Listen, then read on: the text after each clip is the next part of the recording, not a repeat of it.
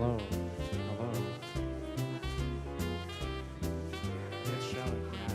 It's going pretty. Seems loud. Hello.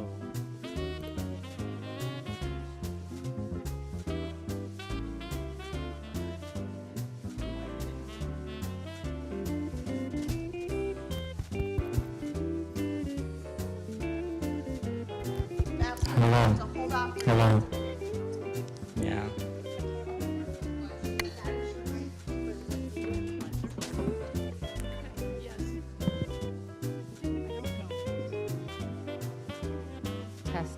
Testing.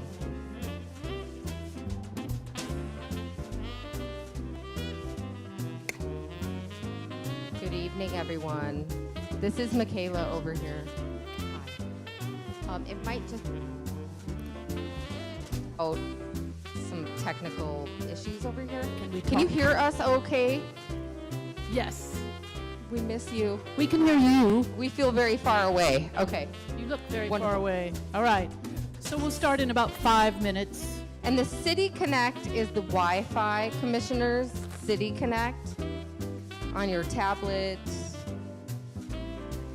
It does not require a password. City Connect. Thank you. 1, 2. Can you hear me now? No? A little bit? Not much? You're the guy. You're my guy.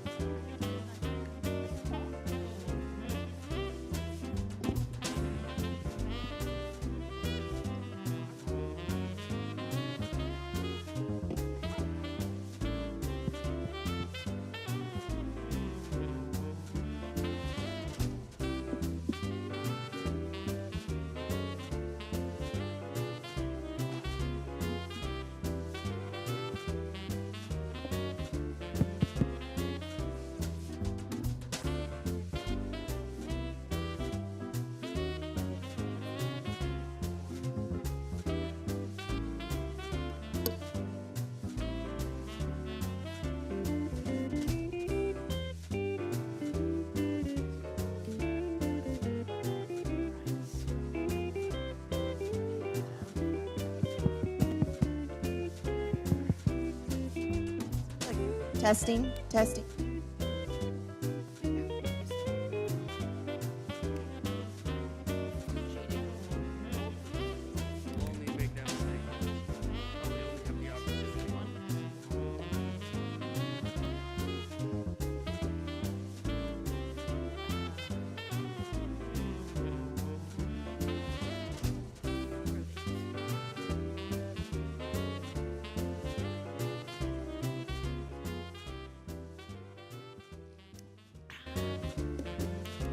This stuff is good. It's complete hydration. I have some vitamins and electrolytes. Yeah. That's the old one.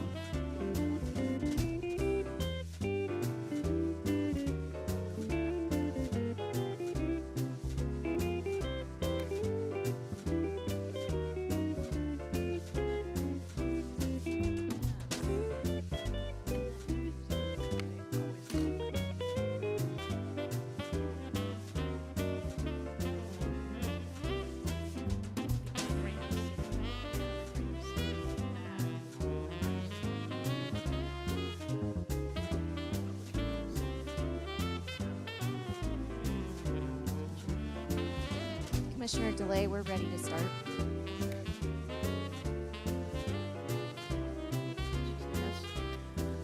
Good evening. I'd like to call the Historic Landmark Commission a meeting tonight in order for this Thursday, November 2nd. I'm going to take roll call here in just a second. Let's see. Where is my pen to do that? Hold, please. Right here. Sorry. All right. John. Present. Mike. Present. Adrienne. Present. Carlton. Present. Amanda. Here. Michael. Present. Emily. Here. Jared. Here. And Alan. Great. And we'd like to welcome our 3 new commissioners, Adrian White and Jared Stewart and Alan Barnett. Welcome to Landmarks Commission. Huzzah! All right. So for right now, we need to look at the minutes, and unless there's any changes, I need a motion to approve the minutes. Great. You need to talk into your thing. I can make a motion to approve the minutes. All right, motion made by Mike. And can I have a second? I'll second. Who's seconding? Michael. Michael, thank you. All right, all in favor of approval of the minutes from the last meeting, say aye. Aye. Aye. Opposed? Great. And is that all right that I just do a verbal on that? For the minutes, the approval of the minutes?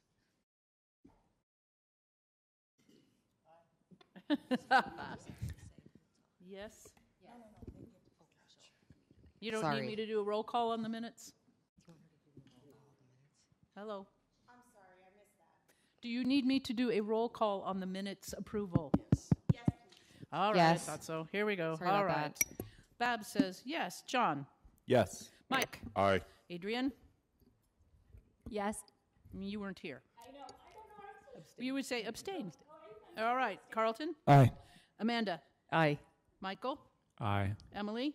Aye. And Jared and Alan are also abstaining. They were not commissioners quite yet, but we're glad you're here. All right, that passes completely. Report of the chair and vice chair. I'll start with the vice chair. Do you have any report on vice? I do not. Good. And report of the chair, nothing other than I've been asked to sit on a committee looking at the RFPs for the former Northwest Pipeline building, also known as the old cop shop, which should be interesting. There's about 10 applicants in the public process, and we'll see I think the intent of the city is to turn it into, or find a partner to turn it into affordable housing. We'll see. We're just starting the process, so that's my report on that. Report of the director? I don't have a whole lot to report other than welcome to our newest landmark commissioners tonight. This isn't our usual room, so pardon any technical difficulties, and that goes for the public as It's well. But really thank hard- you for coming tonight. Really hard to hear you. Is there a way It's to really hard. turn up your mic? Is that better? Yeah. Yes, that's better. Perfect. Perfect. Thank you. Great. Do we have any public comments not pertaining to these hearings? We have one card from Cindy Cromer. Great. Cindy, if you'd take the stand up there, we're going to use that tonight.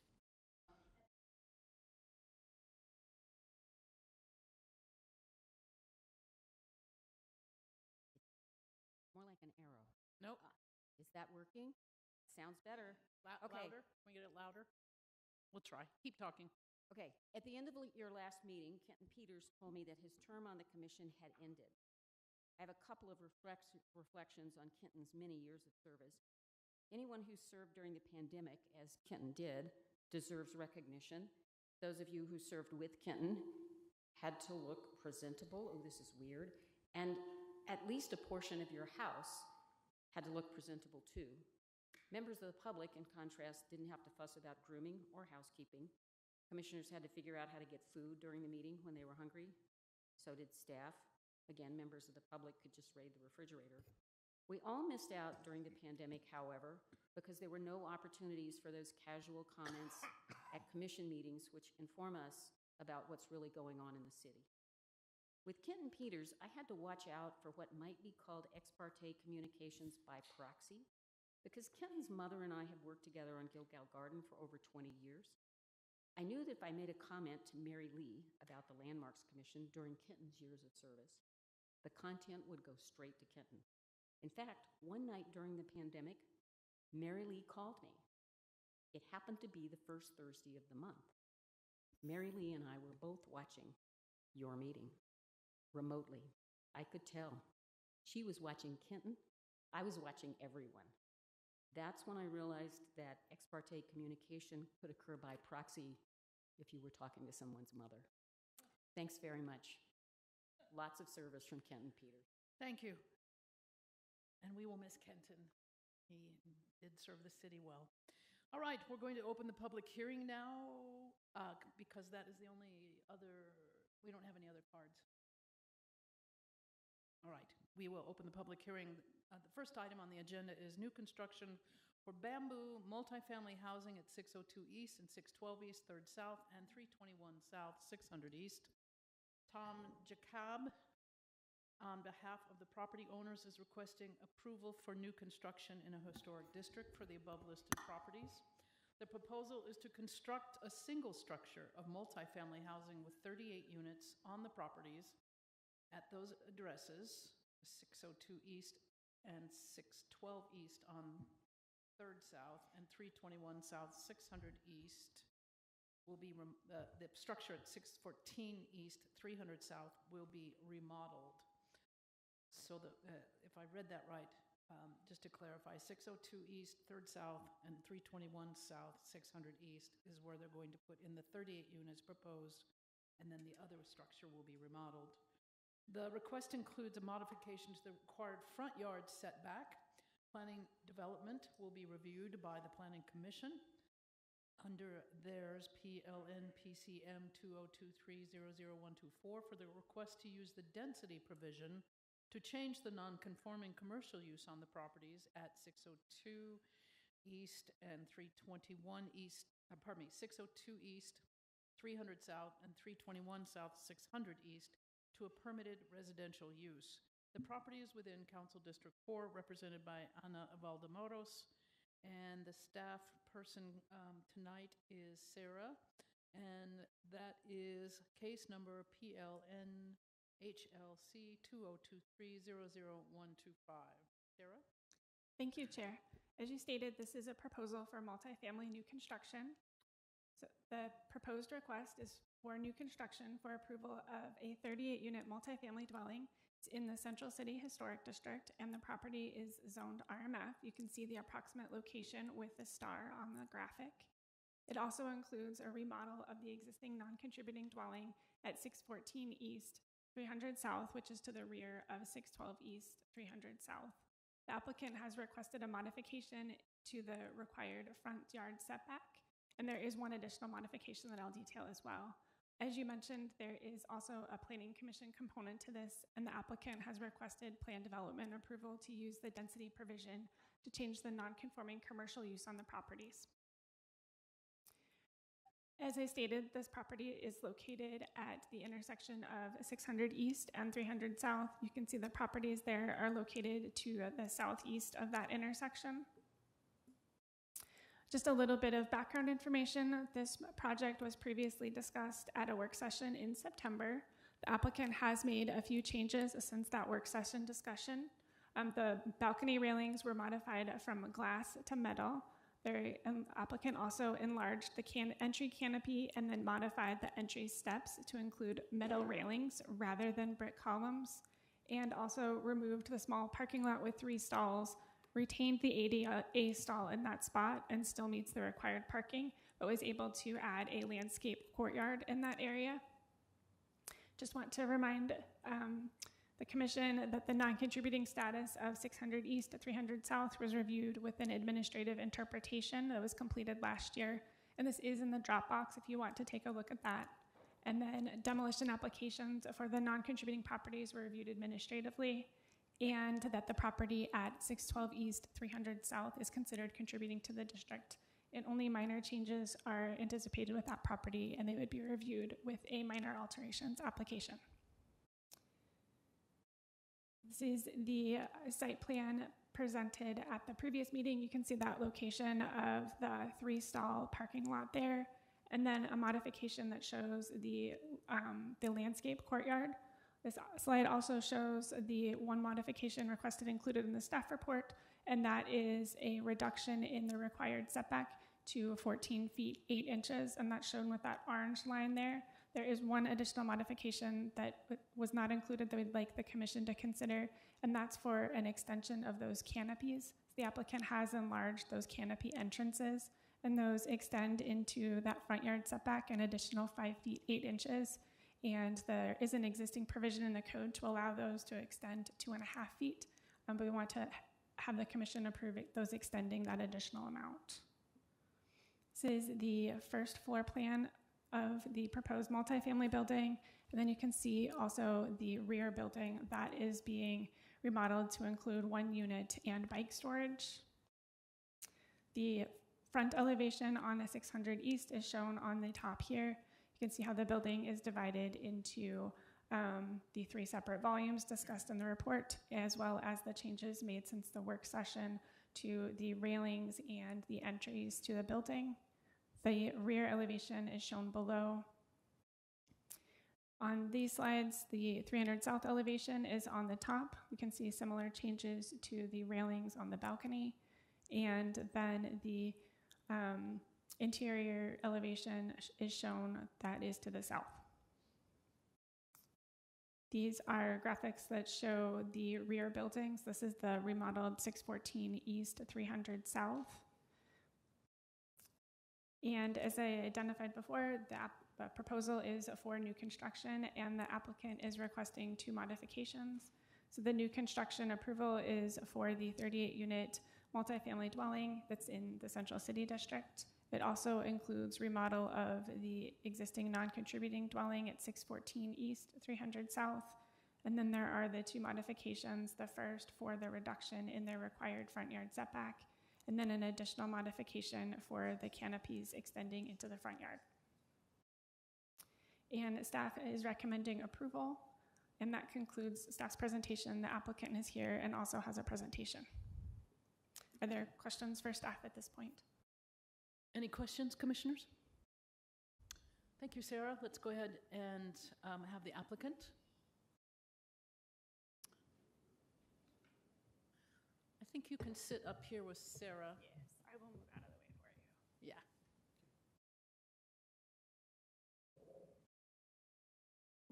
Yeah.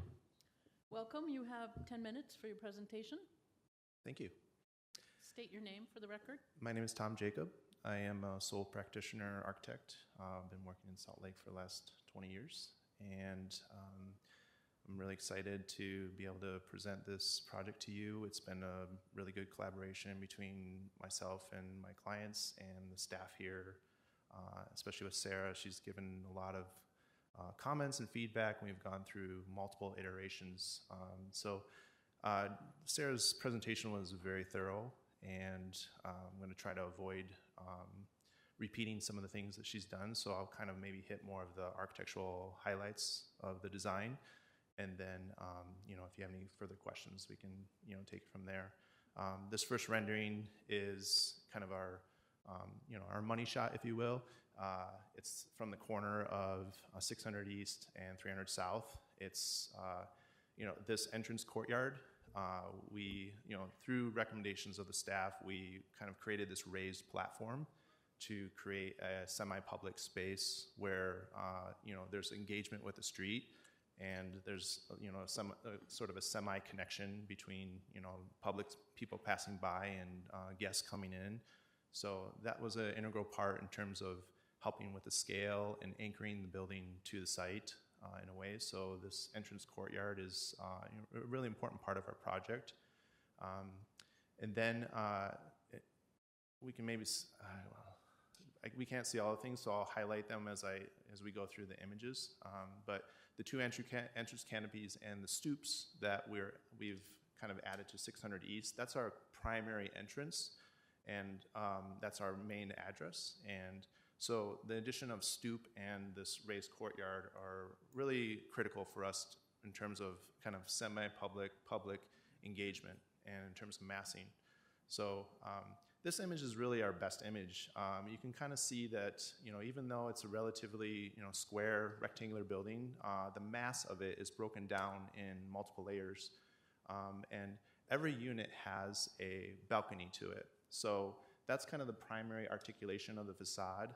And, it gives it depth and shadow, and also kind of a private engagement with the street with, the residents and, guests coming by. But also, we'll walk through, I'll point that out, through the elevations and additional renderings as we go. Just a little bit of background, maybe in addition to what Sarah had to offer, we did kind of a context study of the neighborhood, and there is a healthy stock of 3 to 4 story apartment buildings that have kind of traditionally been built throughout this neighborhood and through downtown area. It's suffered over the years, according to the master plan, where a lot of commercial came into this area, and the residential blocks were kind of taken away. So the master plan is in it supports more residential type buildings of this scale in the neighborhood. Everything about the way that the master plan talks about residential design is that they want to reintroduce it and bring more building stock into this area.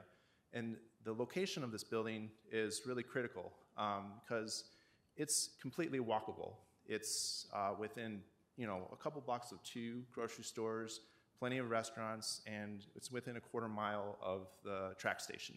So we're using that as exceptions through our parking, but you can truly live in this building without a car, and that might be more of an option for people coming through our city in the years to come. Is that people will be living without cars. So again, we kind of looked at the neighborhood, we looked at the context, we looked at the scale of the buildings, and we feel that there's a relationship between the design proposal and the buildings that are sprinkled out throughout the neighborhood. This is just a survey of the existing. You can kind of see it in this in the demo plan on the left-hand side. We're removing 602 East and 321 South and keeping the contributing structure at 612 East and remodeling 614. So,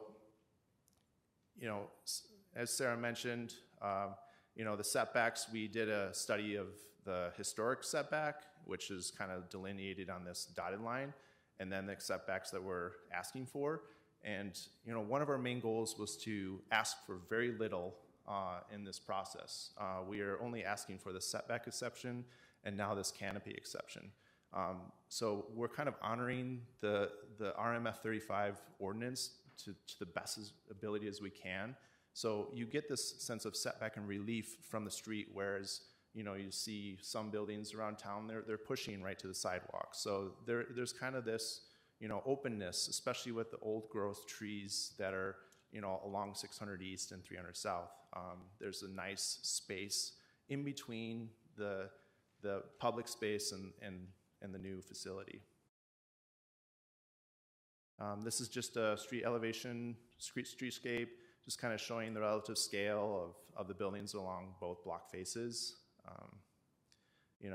The primary, on 300 South, you have these kind of traditional 4-square, kind of larger farmsteads back in the day, where they're pushing 35, 40 feet, and they're approximately 30 to 40 feet wide. And that was kind of the goal of our elevation on 300 South, is that the scale of that elevation is proportionate to the larger kind of old historic buildings along 300 South.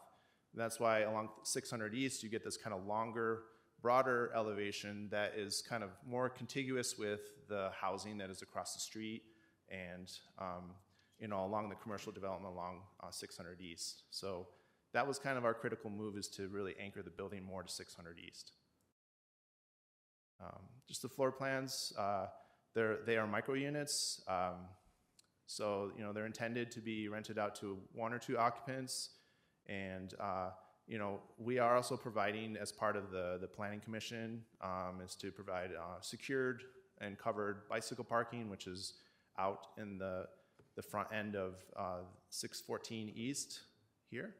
And so all the residents will have access to it. And actually, let me just back up just for a minute. Sarah mentioned that landscape. One change that we made from the last iteration is that we moved the parking for the ADA stall to this location and turn this into a green space, more private area for the residents.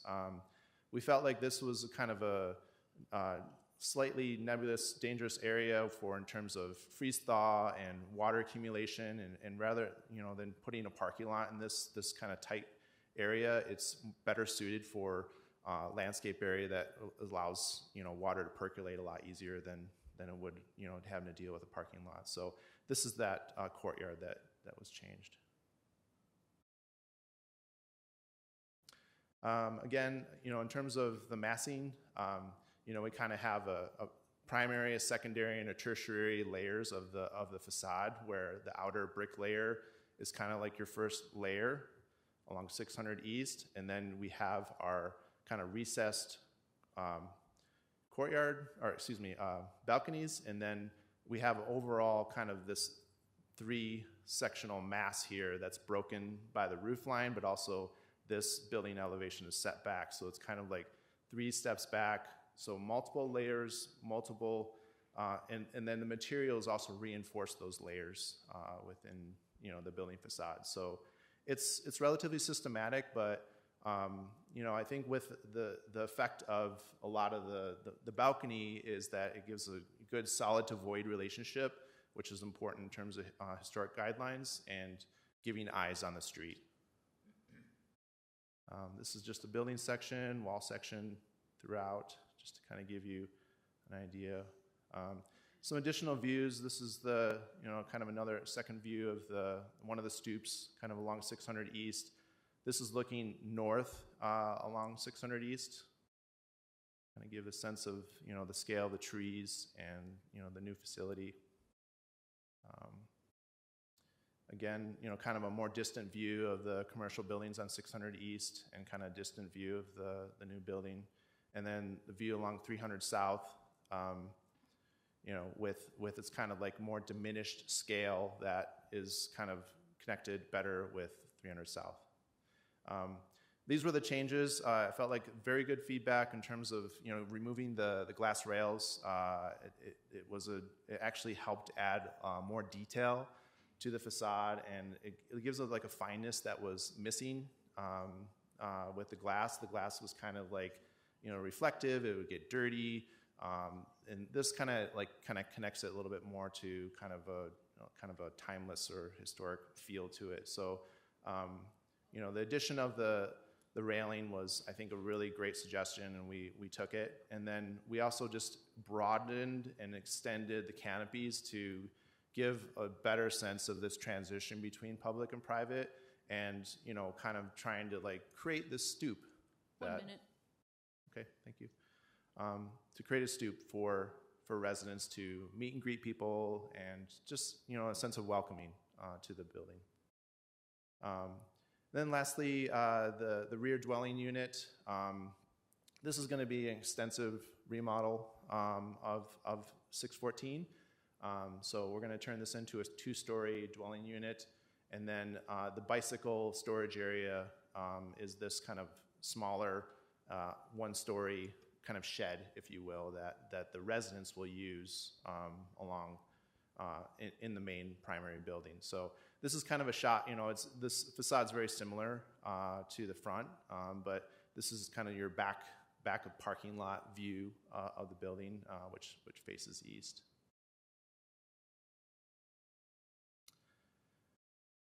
Other than that, any questions? Be happy Commissioners, to. do you have any questions for the applicant? I have one question. Yeah.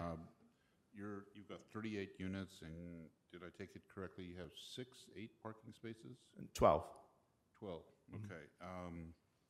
Any consideration of, well, let me ask it a different way.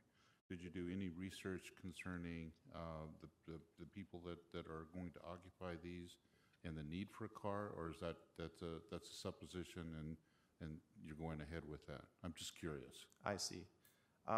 Well, to be honest, no, we haven't done any research. We haven't done any kind of peer group study or questionnaire or anything to that regard.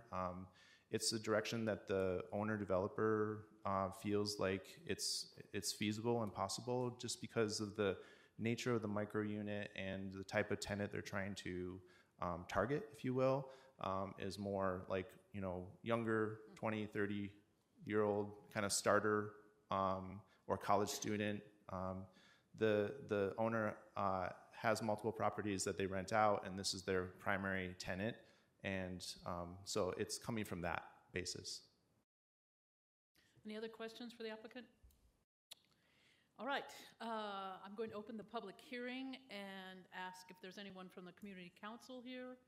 You will have 5 minutes, and anyone else from the public has 2 minutes. I have one card. Is there anyone here from the community council? All right, the one card is from Cindy Cromer. If you would come on up. As I have told you before, I view the building on the corner as contributory to the district, and I'm not going to prevail in that argument. I will be more vigilant. My opportunity to address the status of this building was in 2012, and I failed. So I will be more vigilant as the new survey is completed for the Central City District. That said, this project is so much better than what we are getting in the Central City District. It reflects the 3-story walk-ups that are part of the historic fabric of both the East Downtown and the Central City District. It is oriented to the street. It just is so much better than the rest of what the city is accepting that it softens the blow of losing the building on the corner. And that is saying a lot coming from me. So here, this is design. This is not poor design covered by a mural. This is good design. Please approve it. Great. Anyone else from the public wish to speak? All right. Any emails from staff need to be read? Nope. All right. I close the public hearing. And do we have any rebuttal of the applicant? I doubt that. All right. So we're going to move into executive session where we will talk here. So, commissioners, any comments? I find it really interesting, which has nothing to do with this, that I have to say, in 40 years, I've sold more condos downtown than any other broker, and the number one request I get from people is, does it have 2 parking spaces? So with these, most of them are going to say, they have no parking spaces. So this will be an interesting concept to see what happens. Cindy, that's really why I asked the question. I know that there's code requirement, and then there's what the market will bear. And sometimes as architects, we design a little bit more than the code requirement because of just what you're saying. Yeah. So I'm just curious, but it meets code. It all of that's there. It's going to be interesting to see how this plays out. That if indeed there are enough people that are very much interested, I think the units are fine. The lack of parking, I think, is going to be it's going to be tough for you to sell. Hopefully, I'm wrong, and you'll sell them all, and it'll be just perfect in every way. But I question 12 spaces for 38 units.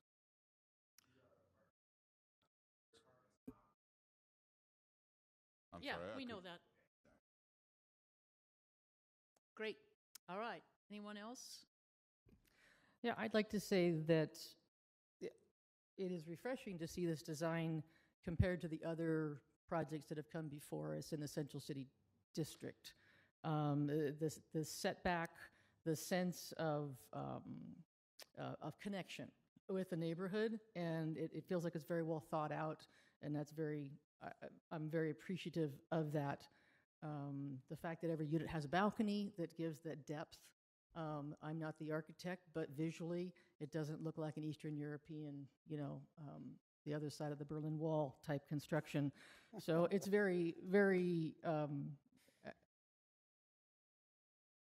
I think it's very visually appealing in spite of the starkness of the building. I think that's just a personal choice, and but I think that when you've looked at the other 3-story buildings in the area, it is fairly compatible. And the fact that it's new construction in a historic district, it's not supposed to look historic. So I'm fine with that.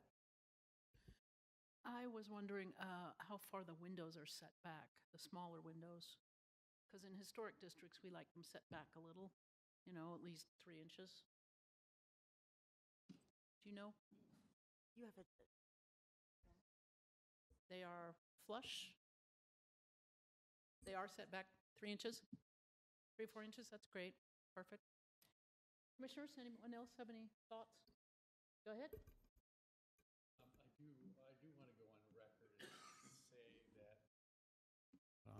I want to go on record and say that I did agree with Cindy Cromer. When I looked at this, I said somewhere along the line, the city made a mistake in designating this property as non-contributing, because and I've done that. I've done that work myself. I've done reconnaissance level surveys and had to make that decision of, do I designate this property? And I felt like this house is not the strongest link in the chain, but it is a link. And even though I find this design that we're being presented with quite nice, I mean, is probably as good as we could hope to get as a replacement, it still has zero. It brings zero historic value to the district, whereas the existing building, while it's not 100% there, it still has historic value, and so I think it does. I think there was a mistake on the part of the city designating that. Now, I guess that ship has sailed, and I'm glad that we're seeing something of this quality being proposed as a replacement. Well, I think if you look up the block on 3rd South heading towards 7th East, there's about 3 acres there. Somebody's going to be developing here one of these days. So the historic part of this block, unfortunately, we're losing that fast. Yeah, and I guess that's my concern, is that it's getting eaten away, and it's a district that already has some serious holes in it, and this seems to just be eating away a little bit more in one area that at least has some cohesiveness. So I'm hoping that maybe that will be something that will be on our radar as a commission moving forward. Absolutely. So I just wanted to go on record to. Absolutely. Thank you. Yes? Michaela? Or not. Nope. Howdy doody.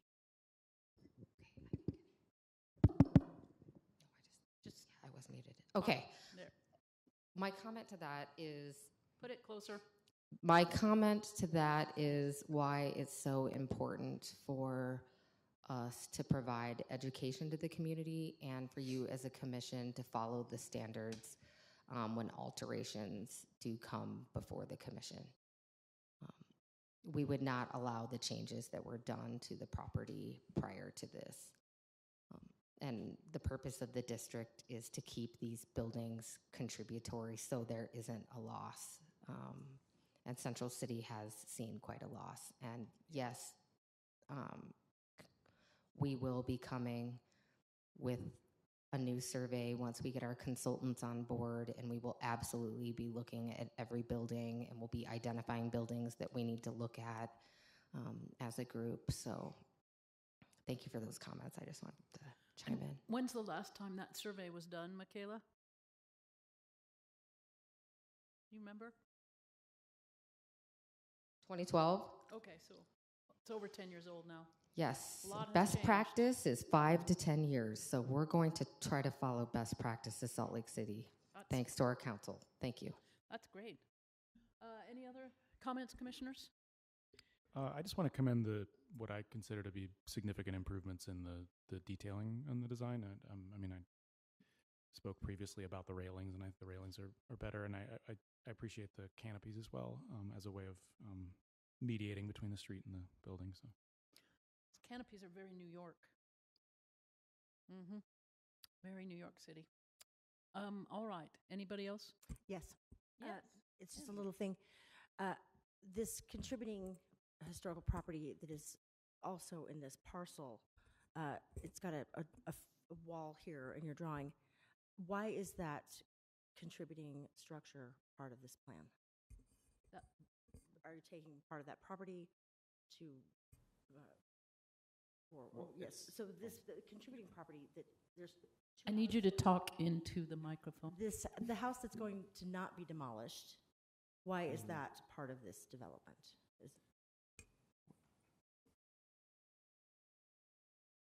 Staff or the applicant? There has to be a little green light, come on. It's not There we go. Yes? with that. Yes. You're right there. Number one, that property is owned by the same owner as 602 East. So, and we, originally it was being used as a parking lot. And so a partial of the landscape now is becoming, a shared landscape area for the housing unit as well. So it's kind of a shared boundary or shared sort of portion of land there. It's kind of blurs, one property to another. So it just didn't really slice, cleanly where, we could keep that building separate. I like that we've used that as still its yard. It's its original purpose. So Okay. great. Good. Thanks. Thank you. That's Yeah. what's Can I just clarify? So am I understanding correctly that property will come back before the Landmark Commission? So the property at 612 East, 300 South, that contributing structure that is to the east, that will, it's unlikely that that will come back to the commission. If there are changes made to that property, there will be minor changes, and those are generally reviewed by staff administratively. Okay. Anything else, commissioners? I would just like to concur with Amanda and Alan's comments that I think the building is well designed for the location. It's appropriate in that it does not attempt to reflect historic qualities within it, but it is still scale-wise correct for the space. I would also, though, agree with the comments earlier that 602, losing that building is a loss for the neighborhood. I understand that there have been modifications done to that building, but in my view, they are not so extensive that that building is not contributing. That battle having, as Cindy mentioned, already been lost, that's not something we're going to belabor here, but I do hope that as that assessment is done for the historic district in the future, a very careful view is taken about what buildings are considered contributing and non-contributing, and we may want to or need to revisit certain standards in order to ensure that we are not losing buildings that, though modified in some ways, are still appropriate for the neighborhood in which they're located. All right, anyone else? Then I'm looking for a motion. All right, Mike Vela is going to make the motion.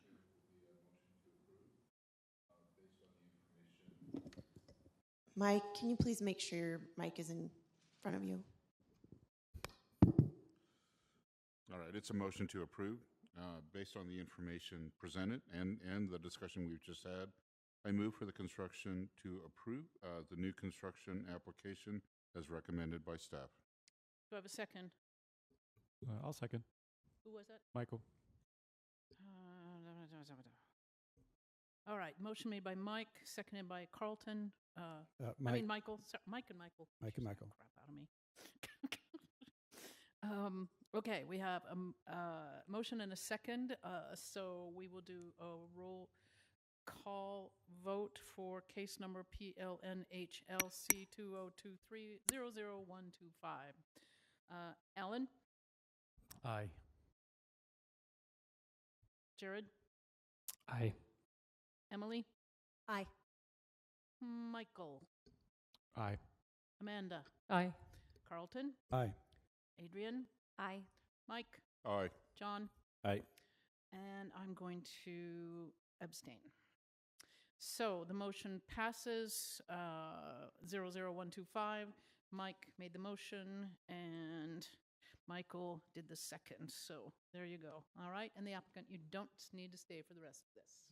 Thank you for coming. All right. The next one.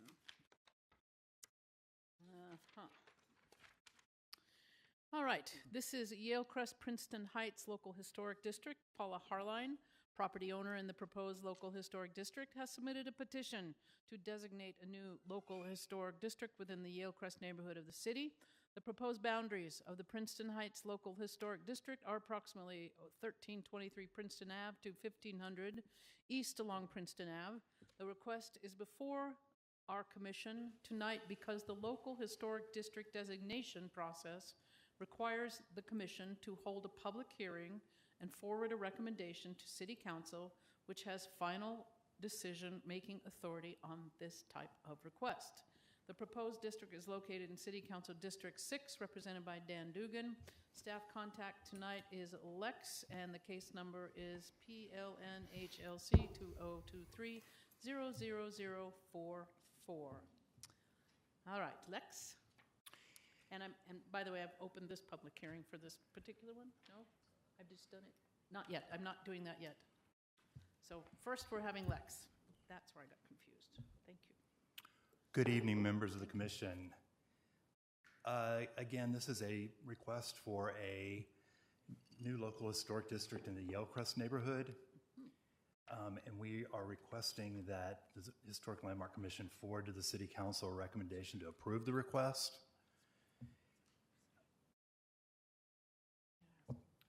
This is the local historic district map, and if you can see my cursor here, the local historic district proposed is right in this area here.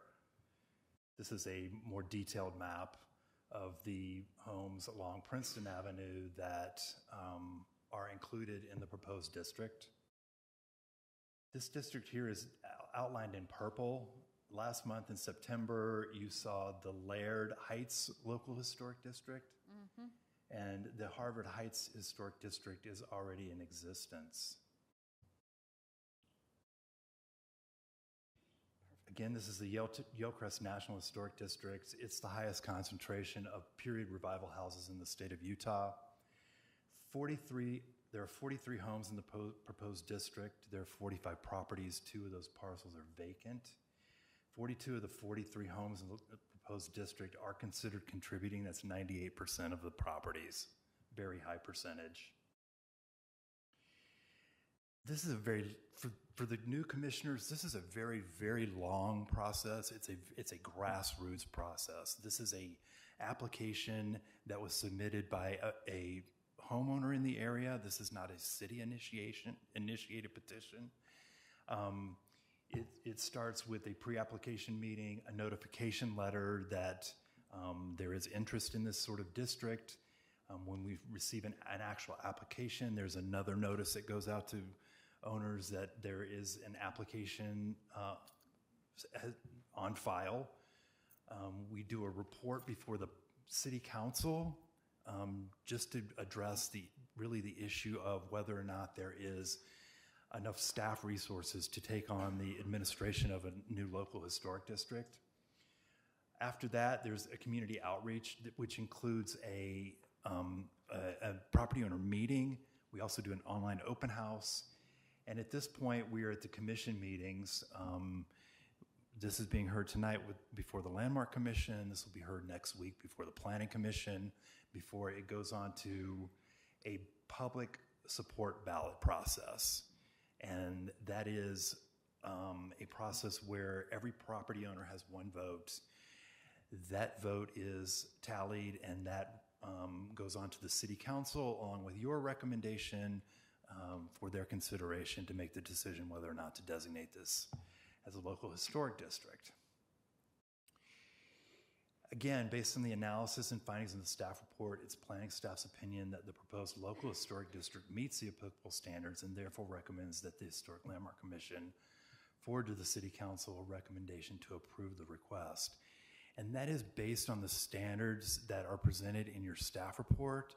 And amongst those standards are multiple policies that the city has adopted to support this type of request. And I think that's really important to understand. The city has many, many, many policies to support this type of designation. And I'm happy to answer any questions that you may have. I know that the applicant has a presentation that she would like to present. And I have a question. What happened to that last one in September? for the other historic district. It went before city council. We recommended approval, and what happened? So after that, the very next week, it went to Planning Commission. And after a lengthy discussion, they decided to forward a negative recommendation regarding the proposed district based on the assertion that the district does not meet, is not consistent with goals 3 through 5 of Plan Salt Lake, and in general is not consistent with the Housing Salt Lake City document, nor the Thriving in Place document. And so that recommendation, along with yours, will go to the city council sometime in the future. Right now, we're in the balloting process with that district, and that balloting process will wrap up November 15th. Interesting. Other questions for Lex? I've got a quick question. Go ahead, Jared. I know the RLS was updated in February. In light of our last discussion, are there any notable changes since February? I know it hasn't been that long since February. Any changes to or modifications to structure since then that we might be aware of? No. Any other questions for me? Doesn't look like it, so let's go ahead and have the applicant come forward. And I will cue her up here. All right.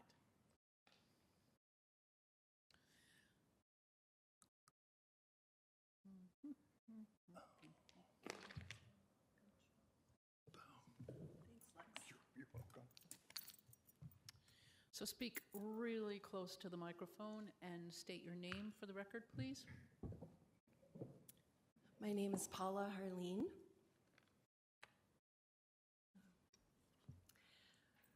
I am the primary applicant for the proposed Yalecrest Princeton Heights Local Historic District. First, I would like to give you a bigger picture. Princeton Heights is part of the city and the historical neighborhood surrounding our street, and then photos of every house on our street organized by architectural style. Include some notes about former residents of our street and their historic contributions to Salt Lake City. This is how my journey began. In 2014, Amy Reed, who's here tonight, bought this house at 1477 East Harvard. The backup offer was made by someone who planned to demolish this house and rebuild. Sickened by that possibility, Amy led the effort to get her street designated as a local historic district and eventually mentored me.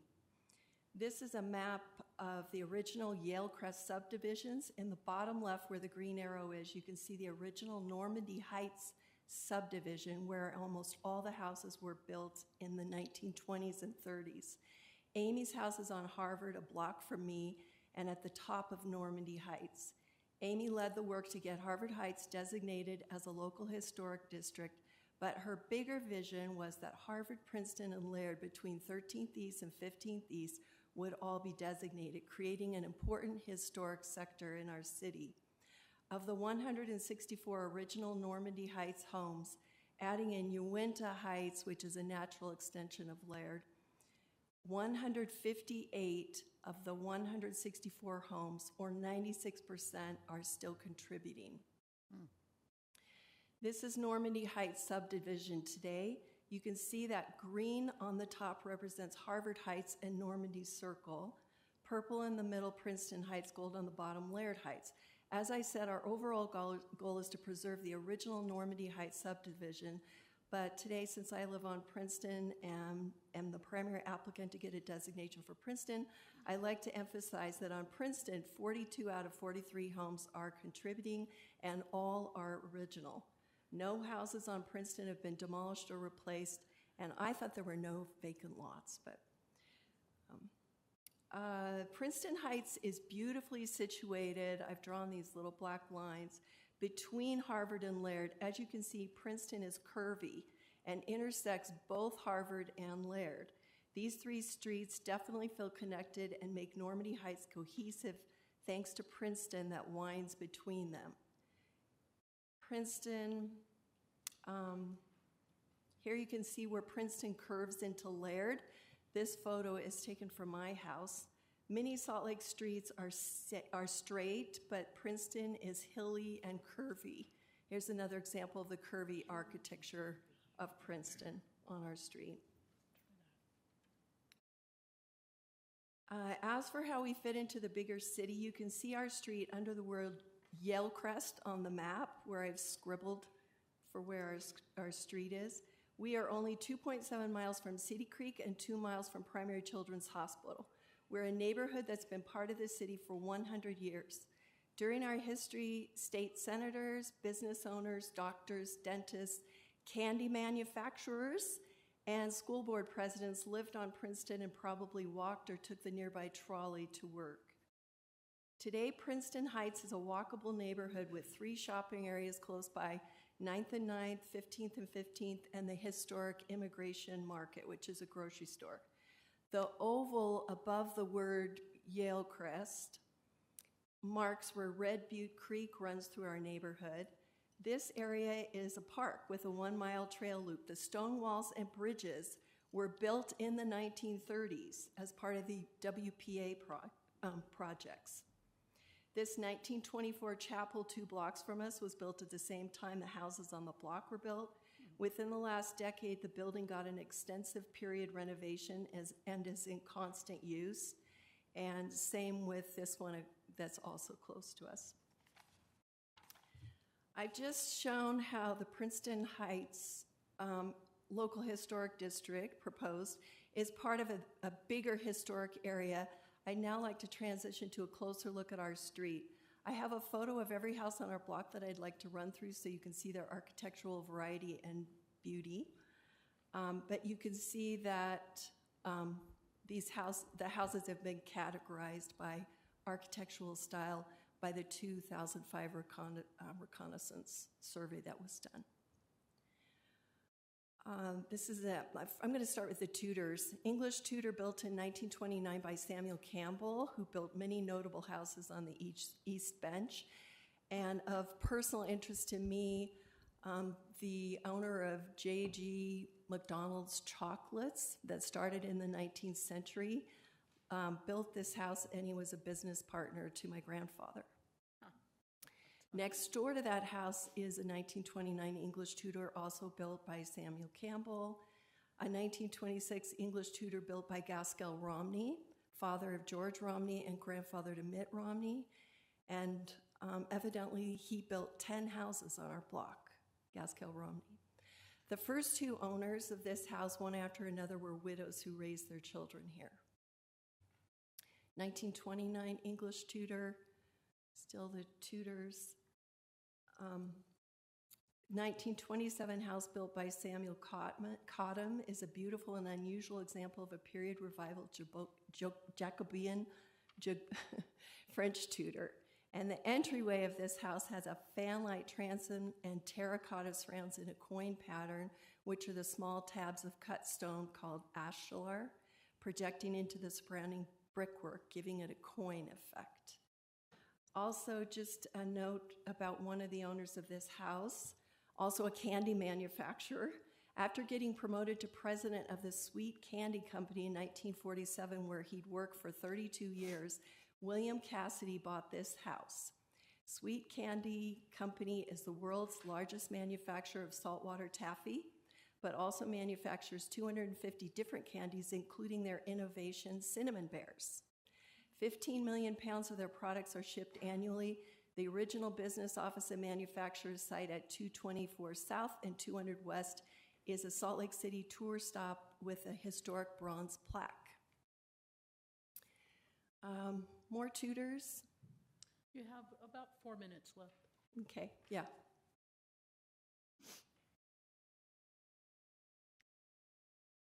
I'm going to transition to the English cottages.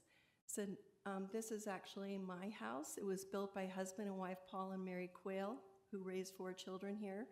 Paul Quayle was a state senator from 1940 to 44 while he lived in this house.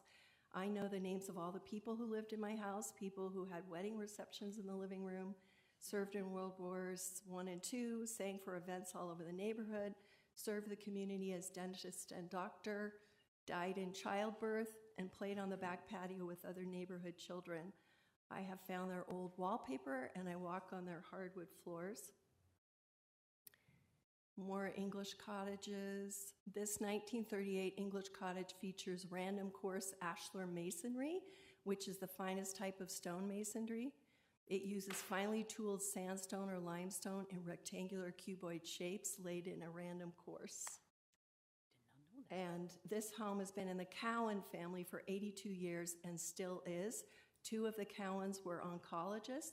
The younger, who died last year, established the Leland R. Cowan Cancer Institute. So English cottages. Here's one with an unusual bowed roof on the right over the French doors.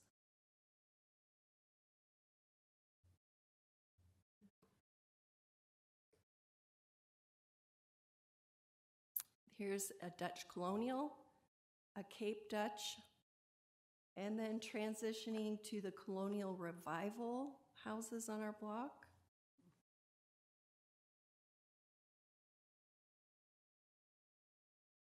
And finally, these 2 houses were built in the early 1950s by a family next door on Harvard.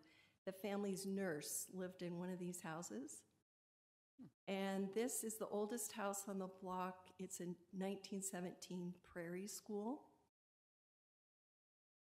And to conclude, we want to join Harvard and Normandy Heights between 13th and 15th East, along with Laird, to protect the original Normandy Heights subdivision, one of the most beautiful neighborhoods in this city. To quote the newest neighbors on the block, who live across the street from me, she wrote to me, "This neighborhood's charm and architectural beauty are major reasons we decided to make our home here. The brick facades coupled with mature trees create a unique aesthetic unrivaled in the city. The care folks put into their spaces is evident, and these spaces should be protected to maintain the beauty and solace of the neighborhood." And we hope that you agree. Do we have any questions for the applicant? I have one. Is there any concern about the graveyard in one of those front yards? I noticed several tombstones.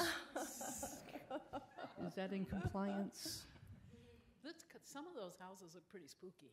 Yeah, I must say. Yeah, I took all these photos at Halloween time, you can tell. They're great photos. Thank you for that. We really appreciate that. Anyone else? Questions? All right. I guess I'm wondering about the timing. Why now? Has it just been building over time, and this is when you To reach the point? apply for a local historic district, it has been building over time, and Lex talked a little bit about the time and effort that it takes to submit an application.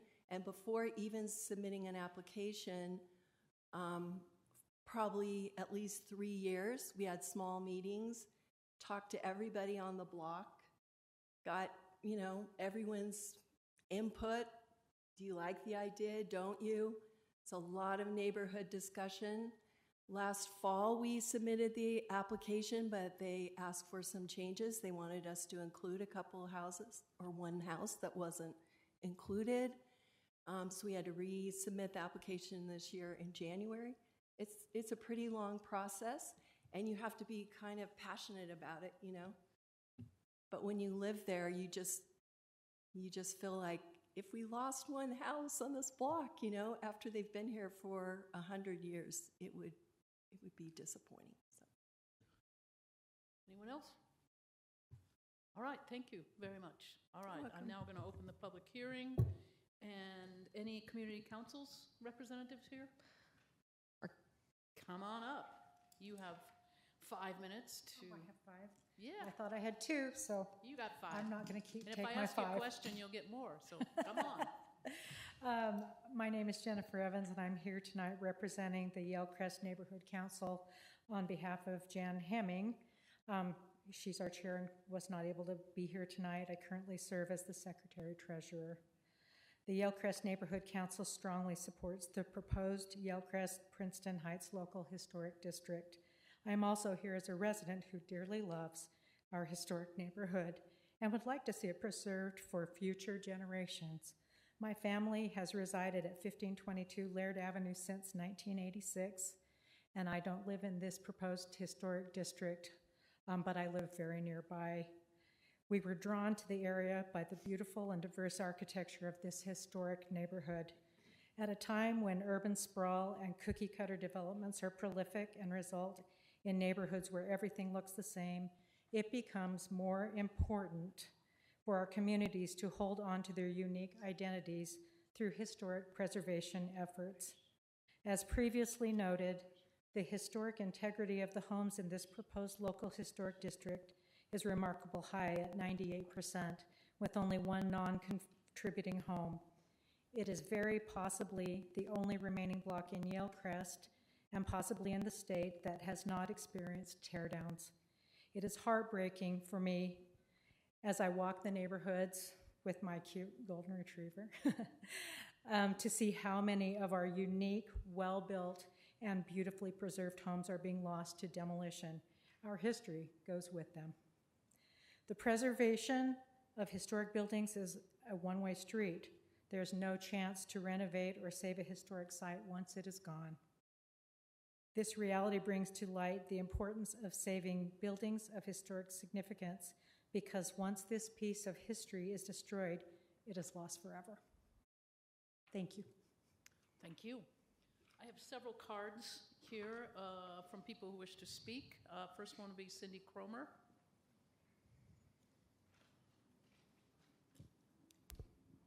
The embodied energy in a proposal such as this one is huge, extraordinary, deserves respect. As the staff reported to you, your unanimous recommendation on Laird was not respected by the Planning Commission. Some members of the Planning Commission opposed the designation based on affordable housing. To me, as someone who provides affordable housing, it shows how little they understand about the financing of affordable housing. The land in this neighborhood is so valuable that it will not become affordable housing unless there is some crusader like me who chooses to provide it there. What will happen here if this area is not protected is that there will be demolitions and even larger houses will be built on these relatively small lots. That's what will happen, not what the Planning Commission speculated on. And the relevant ordinances are the ones related to this application cited by the staff, not the ones. So what can I say that's constructive since I just ranted? You could send someone from this commission to the Planning Commission hearing and speak on behalf of this application. Maybe that would get through to them. Thanks. Thank you, Cindy. Next, I have Tim Ermish, who lives on Princeton Avenue. I'd like to thank you, the Commission, for the time to speak to you. My name is Tim Ermish. I have recently retired. I spent the last 20-plus years as general manager of Fox 13, our local news station, so I'm quite aware of the challenges and issues of our growing city, which there are many. Before I moved to Princeton 3 years ago, I lived in Central City in one of those apartments that were 6 stories high. That now there was about 3 of them there, and now there's about 20 of those buildings going up in Central City. So the importance of preserving historic homes and neighborhoods is what gives a city its character and a sense of community in its history. And there's no finer example than the Yale Crest, Princeton Heights area. The preservation is paramount to connect the current and future generations to our cultural heritage. The homes on Princeton Heights were built by artisans and craftsmen well over 100 years ago for some, and the more recent ones 80 years ago. They were made of materials to last generations. In contrast to the newer construction of cheaper materials of homes, which all research says the life expectancy of newer homes is between 30 and 40 years. The reason I bring this up is because, in a sense, the preservation of an older neighborhood is the ultimate recycling project. Recognizing the importance of the older aesthetic homes and buildings is what led Congress to enact the National Historic Preservation Act of 1966, which I know you guys are well aware of. I grew up in the borough of Queens in New York City. Yay. And in the 50s and 60s, there was a trend of demolition of these neighborhoods and older homes and building more of these cookie cutters, triplexes, and apartment buildings. And what has happened is that these cheaper homes have led, after 20 years, to urban decay in these neighborhoods. And there was so much lost in these neighborhoods because you can never rebuild those homes with the materials that were built 100 years ago. The reason I bring this up, it's kind of like a cautionary tale of what we're facing right now in Salt Lake City if we don't act. You know, the height of this disrespect of history and the demolition of these neighborhoods, as you guys probably know, when they demolished Penn Station in the early 60s. And it was famously fought to protect by our former First Lady, Jacqueline Kennedy Onassis, but unfortunately the wrecking ball came through and they built something that was already been renovated 3 times over again. This in turn has helped bring that legislation to that 1966 historic district. So in ending, I want to just say that I really feel it is very important that we protect this area, this street particularly in Princeton Heights between 13th and 15th, because it is a proud and culturally diverse community with a lot of different homeowners that have a single family home, and I think these homes should be saved. The lesson here for Salt Lake City is that where there is blight, we should rebuild. But where there is culturally important and aesthetic neighborhoods, we need to preserve. Thank you. Thank you. All right, Ralph Finlayson, who lives on Princeton. 2 minutes. I am Ralph Finlayson. I live at 1361 East Princeton Avenue in Salt Lake City. I have lived there for 30 years, and I speak in favor of the proposed Yale Crest Princeton Heights Local Historic District. In April of 2010, there was a section in the Deseret News entitled Spaces, Utah Homes and Lifestyles. There is one house shown here to represent the homes that they featured. It's my house at 1361 Princeton Avenue. And under it, it says, Harvard-Yale neighborhood, one of Valley's oldest and most charming, period. On page 4. What year was that? There is a full page devoted to your house? To this section, if I can get this open. This is the description given. Historic neighborhood, one of the Valley's most enduring and charming. The Harvard-Yale neighborhood combines the best attributes of Salt Lake City. It breathes in the youth and freshness of the University of Utah. It thrives off of the culture and diversity of downtown Salt Lake City. It has the down-to-earth feel of Sugar House, and it's located right amongst all three. And my house was what they chose to represent the charm of the area. It was built in 1927.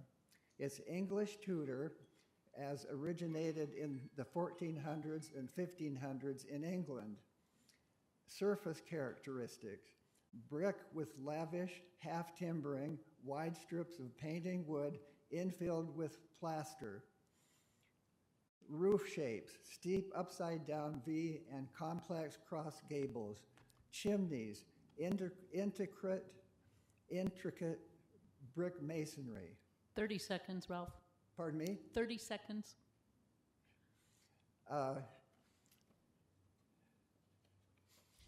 The original owner, LeGrand Backman and his wife, Mary Pierce, they lived there for 36 years and raised 5 children. LeGrand Backman was president, he was a member and president of both the Salt Lake City Board of Education for 20 years, and the Utah Board of Education for 18 years. He was also director of the Days of 47. That was the original owner and resident of my present home. Thank you. Awesome, thank you. Next, we have another Princeton resident, Soraya Toronto. Chair DeLay, I just wanted to say I want to read something into the record. Don't Yes. let me forget. Not right now, please, ma'am. Okay, thank you. Hi, I'm Soraya Toronto. I live at 1465 Princeton Avenue, which is one of the English cottages Paula showed. And my husband and I purchased our home in 2016 when we relocated here from Seattle, Washington. My husband grew up in Utah County, and when he told me about 4 years into the time we were living in Seattle that he wanted to return to Utah, I shuddered. My conception of life on the Wasatch Front, among other things, was informed by periodic visits to family, and in my mind, it was all about sitting in a lot of traffic on roads lined by big box stores and chain restaurants, or winding through suburbs filled with cookie cutter homes that were extremely bland and surrounded by very few trees.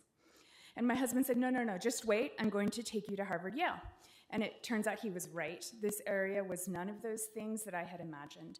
And I was so thrilled to find a neighborhood and ultimately our street, Princeton, that not only had plenty of trees, but had unique character-filled homes with rich architectural detail, and homes that were infused with the lives and the ups and downs and accomplishments of the families who had lived in them, also as Paula so aptly illustrated. I have lived in a number of the world's great cities, including New York, Moscow, Dublin, Brussels, and I have learned that cities are great because of the people who live there, what they do, their visions for the future, and also because of the past that is captured and incorporated into the present. The ways of living and thinking, the built environment, the artisanship and craftsmanship, and the beauty created by past residents. I believe we have a great opportunity to preserve a rich piece of Salt Lake City's history that forms a part of our current identity because it captures our past and has the added bonus, as was mentioned, of promoting sustainable living due to the excellent construction quality and enduring materials that were used in this area. 30 seconds. That's it? 30 seconds. Oh, 30 seconds. I strongly urge you to forward a recommendation to City Council to approve this application on behalf of our city, and also somewhat selfishly, my home was the one that had the bowed roof over the French doors on the English cottage, and that was deemed architecturally and historically valuable enough to be recommended for intensive level research in the 2005 reconnaissance level survey. So I, for many reasons, want it to remain intact for another century, and I don't want us as a city to have the regrets around this street that were expressed earlier tonight around the previously discussed project. Thank you. Thank you. Did you want to say something, Michaela, now or after? Are there any more folks in the audience? There are. Oh, you can consider. I'll be the last one. Thank you. Great, all right. Now we have Emily Reed who wishes to speak. Emily lives on Harvard Avenue. Emily? Hi, Amy. Is it Amy? Oh, I'm so sorry. Amy Reed. That's okay. It is hard to read up here. There's no lights up here. It is dark in here. It's an old building. Yeah, these things I'm not sure. Just like my living room that does not have overhead light. It's nice to be here this evening with you, and I'm personally very thrilled to be at this place with Paula and her efforts and all of her neighbors on Princeton that have been working for years towards this. Paula and I have had many walks around our neighborhood discussing how important it is to create this fabric in this Normandy Heights area. While we would love to see greater parts of Yellcrest preserved, personally feel that this area is a real little niche with a lot of continuity, and to see them coming forward at this time is just really exciting. Lots of effort has gone into this moment. It's not a reaction to anything recent. It's been a long time coming. So I just want to make that clear. I also want to remind you that Harvard Heights, the ballot went out in 2016. There were 42 property owners, and there were 37 ballots returned, with 29 in support and 8 opposed. That was 78% in support of the local historic district. And I had neighbors coming and knocking on my door for months after, thanking me for my efforts. This is a neighborhood that people feel very passionately about, and it isn't about, oh, I get to live on Harvard, I get to live on Princeton. We are stewards of these places. When I was young, newly married, my husband grew up in Salt Lake, he would drive us up and down these streets and say, this is where I want to live someday. And I just said, you're crazy. Like, you're crazy. But thanks to a dip in a market and a house that hadn't been renovated in 50 years, literally every inch had to be redone, but it was completely sound. 30 And so seconds. for the backup offer on our home to be a teardown tells you what can happen in this neighborhood. Completely foundationally sound. And I would just like to reiterate what Cindy, I really appreciate what she said.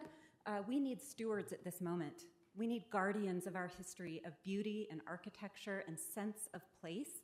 And I think we're asking you as a commission to be that and be those voices to the Planning Commission and the Council. Thank you. Thank you.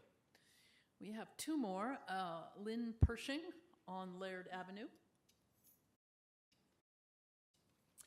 Thank you. Lynn K. Pershing, president of Keep Yellcrest. Keep Yellcrest strongly supports designation of Princeton Heights as a local historic district. The proposed area contains 43 homes that you've seen, built mainly in the 20s and 30s, with exquisite and unique examples of English Tudor, English cottage, a very unusual Cape Dutch colonial, Jacobean, French Norman, and Prairie School architecture. Yellcrest has now lost 59 historically contributing homes. Princeton Heights LHD remains uniquely intact with 98% historically contributing structures. Keep Hillcrest was so impressed with this area that we conducted an historic home walking tour in 2022 in this area. Interest in the LHD designation is very high amongst property owners. 67% of them signed the initiation petition in the submitted application, which is twofold higher than the 33% that is required by the city process. Well, this is a grassroots effort that has taken many years. Designation of Princeton Heights as an LHD is consistent with multiple city preservation goals. Plan Salt Lake, specifically Chapter 9, dealing with preservation, the East Bench Master Plan, 1987 and 2017, and the Community Preservation Plan, 2012, whose stated mission is to protect and preserve areas of the city having historic, architectural, and cultural significance, to foster civic pride in the history of our city, to protect and enhance the attraction of the city's historic landmarks and districts for tourists and visitors, to encourage social, economic, and environmental sustainability. 30 seconds. But finally, most important, to enhance the visual and aesthetic qualities and create a sense of place and a visual unity in an historic community. We at Keep Hillcrest strongly encourage you to support the Princeton Heights LHD designation. Thank you. Thank you. And last comment card I have is for Jennifer Evans, who lives on Laird Avenue. That was you already. So do we have anyone else that wishes to speak? Yes. Come on up and state your name for the record, please. My name is David Nielsen, and I am a resident of 1401 Princeton, right in the middle where the streets, winding streets connect Harvard and Laird. I've been in the neighborhood for 13 years, raised 4 children. One of them serving our country with the United States Navy as a midshipman. Thank you for your service. I thank them. And I have a daughter who just left our home. She's serving at the ROTC for the Air Force. So sweet. We like to contribute in the neighborhoods we find ourselves in. In 2019, the first home in the neighborhood was really up for risk to be scraped. 1401 had a coal-fed boiler in it still. It needed a lot of work.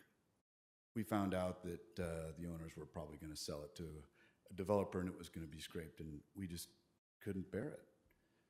So my wife and I bought this home.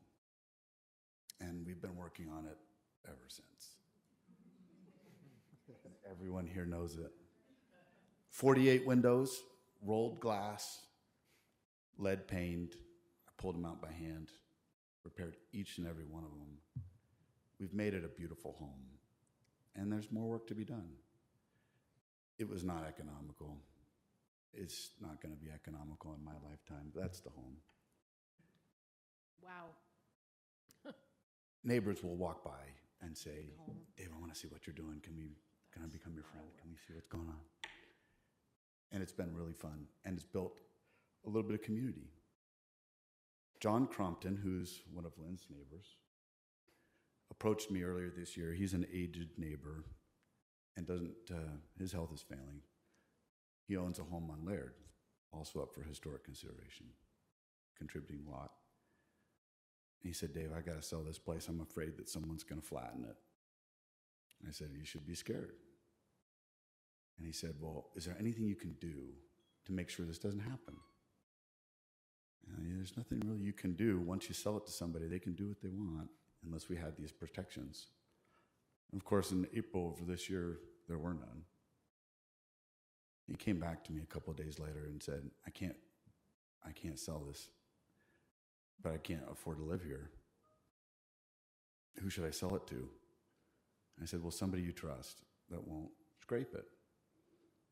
And he came back a week or two later and said, would you buy it? And I said, why would you want me to buy it? You see what I'm doing. All my money's in this thing. And he says, Dave, I need somebody like you who knows the neighborhood, who won't let this happen. And I said, well, I don't have the money. And he said, if I sell it to you at a fair price, can you find the money? And I talked to my wife about it. And long story short, we do not have a retirement fund, but we have 2 contributing properties. Okay. And I gave him my word. And he asked me, he's just a good guy. I asked him, well, why would you trust me? He said, after seeing what you've done, who else could I trust? There are people who are as passionate as I am. 30 seconds. The truth is, the economic incentive is too great. I know it. I can't recoup my money from this if I wanted to, but I don't care. And that's the type of people who are in this room, and that's the type of people who are supporting this initiative. These streets are different. I know we have issues for affordable housing. I feel affordable housing all the time. I got 4 kids who want to live in Utah. I don't know what we're going to do. Those are important problems. This is a different problem. We need to preserve these homes. I support Paula. I support the local historic initiative. I think you should too. Thank you. All right. Anyone else from the public wish to speak? Great. I will close the public hearing, except for, I think a staff member has something to say. Oh, yes, thank you. I wanted to make sure that I read Jan Hemming's email into the record. Historic Landmark Commission, Ann Lex Strauber. I'm unable to attend the public hearing this evening for petition PLN HLC 2023-00044 before the Historic Landmark Commission.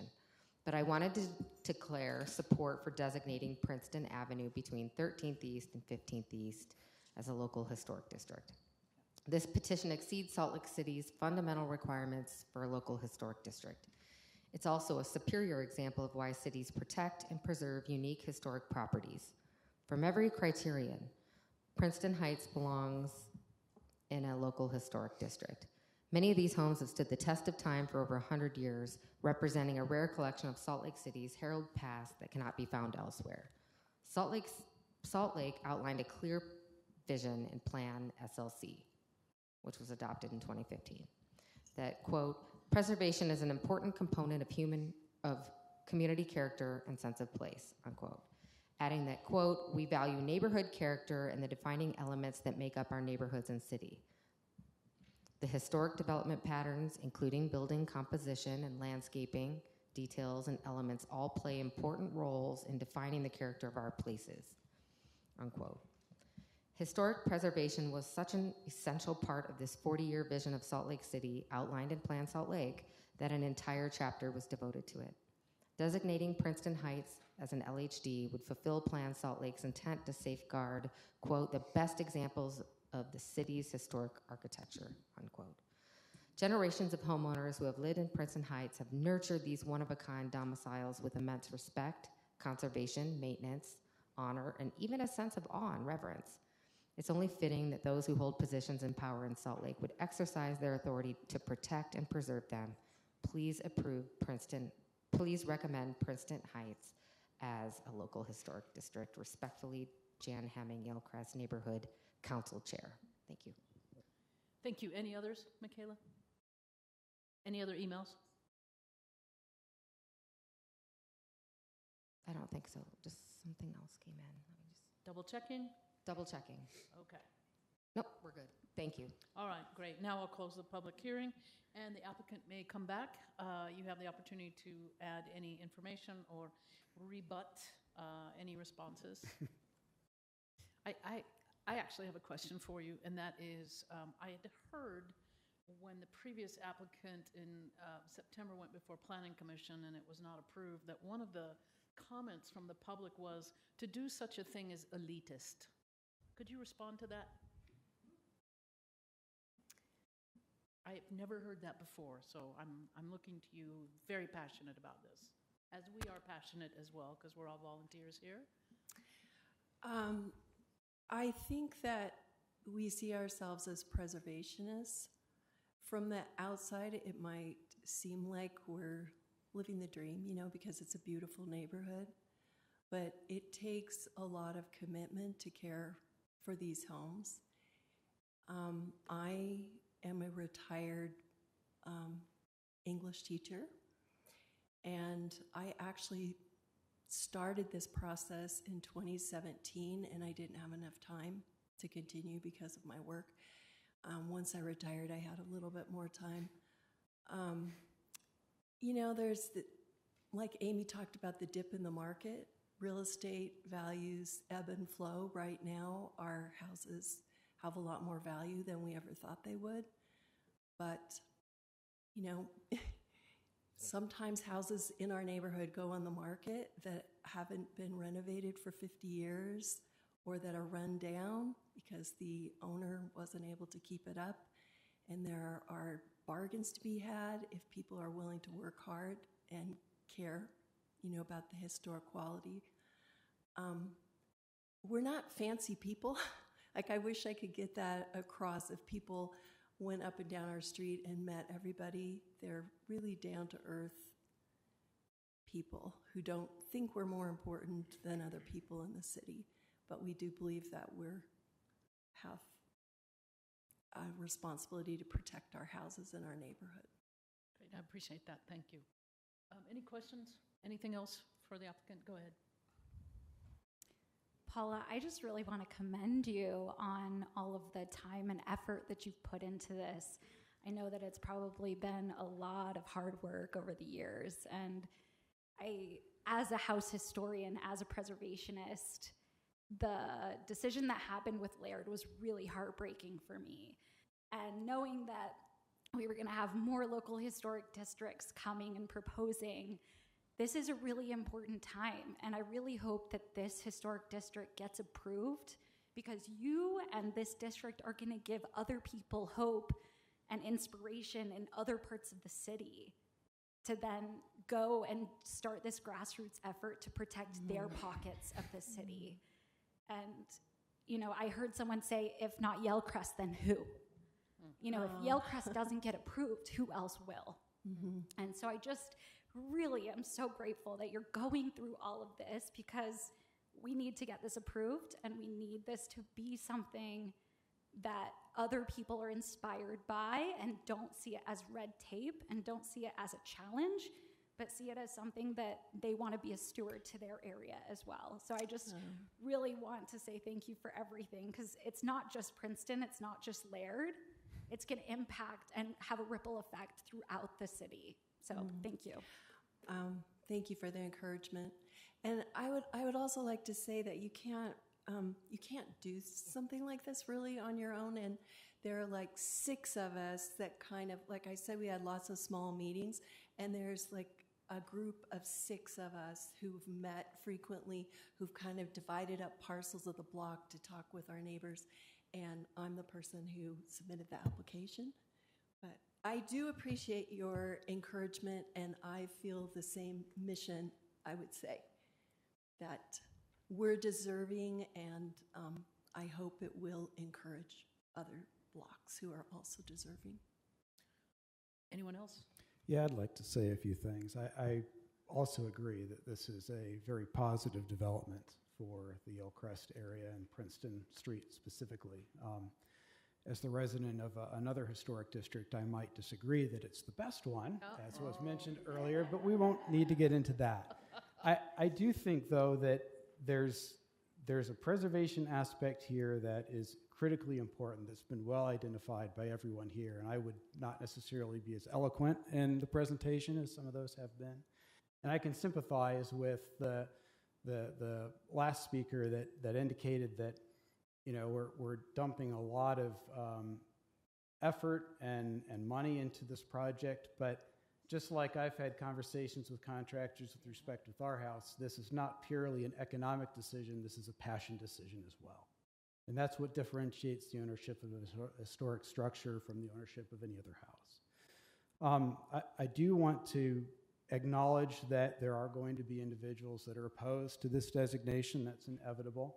The ballot will not come back 100% in favor, but to them I would say that recognize that even though there are restrictions that come with being in a historic district, those restrictions are not insurmountable. And most times, they're not really that great. They appear great before you get into the details of it and start to understand what the objective of preservation is and how you work with that to create a better neighborhood and a better building, whatever the case might be. If I can wax philosophical for just a moment, I've always viewed the ownership of an historic building as both a private benefit and a public trust.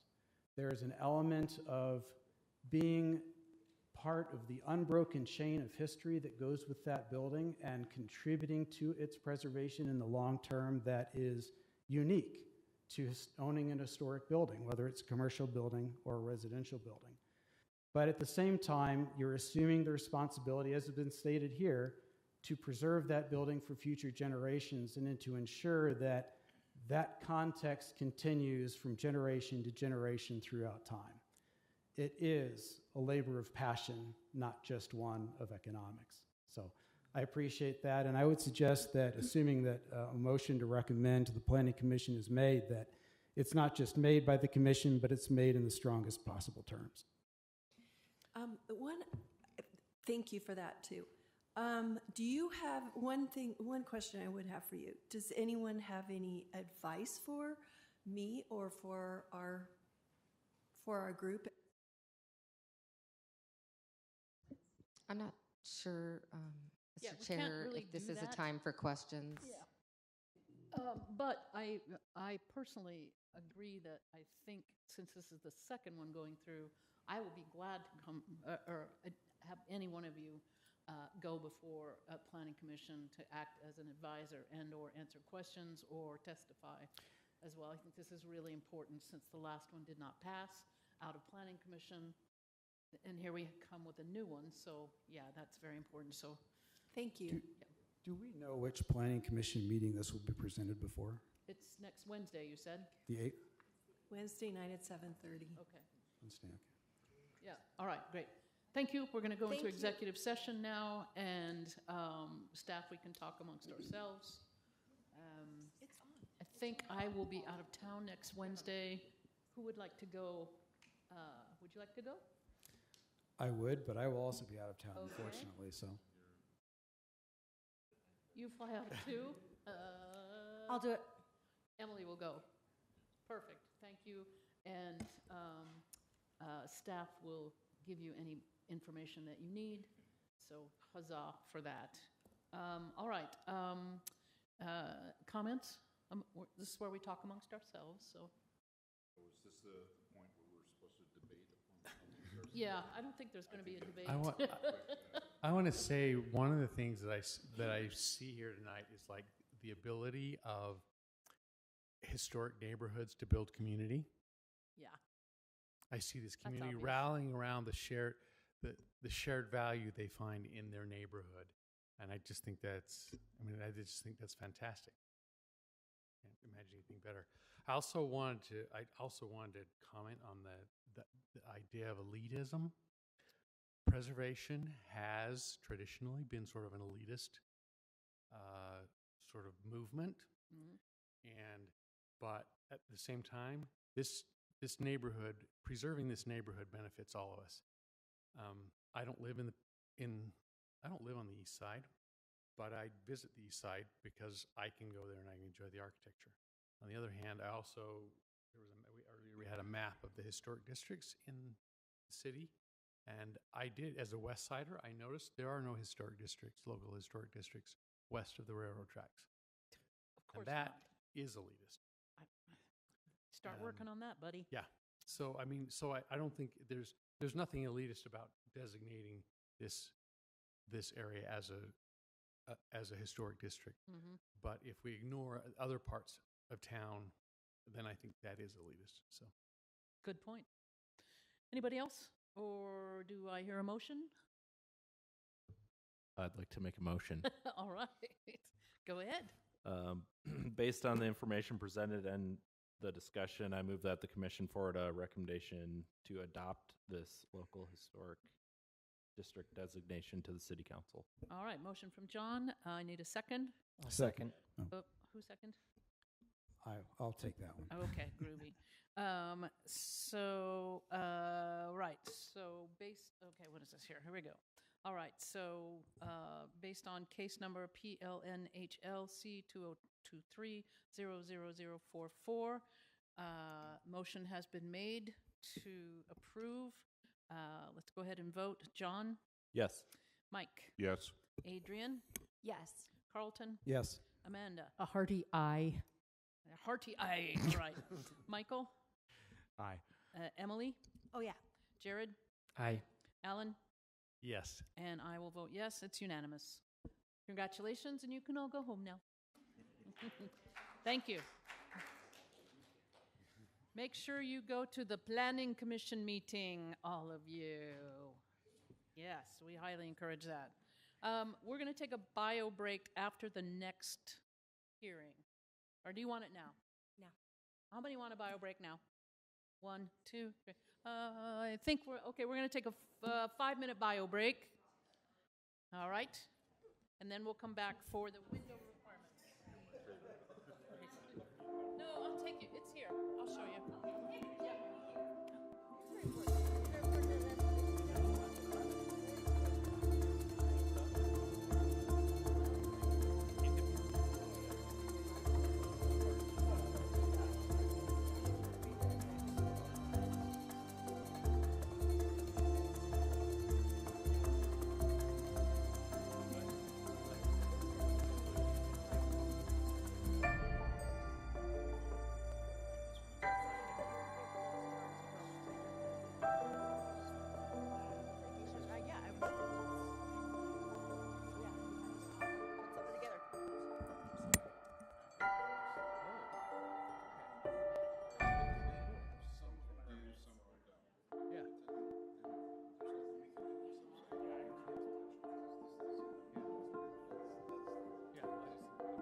That's the thing. Yeah, Yale Crest. It's so easy. It's so obvious to everybody.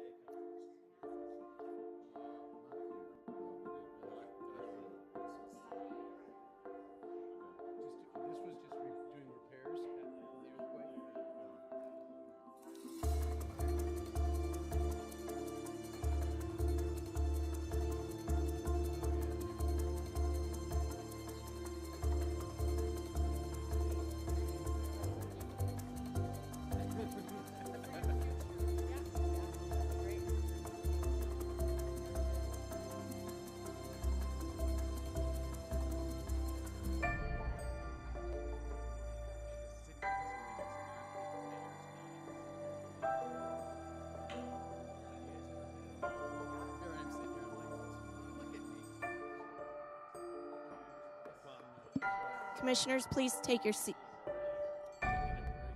Commissioners, please take your seats. I remember, young at the time, but I remember when there was a debate whether to keep this building.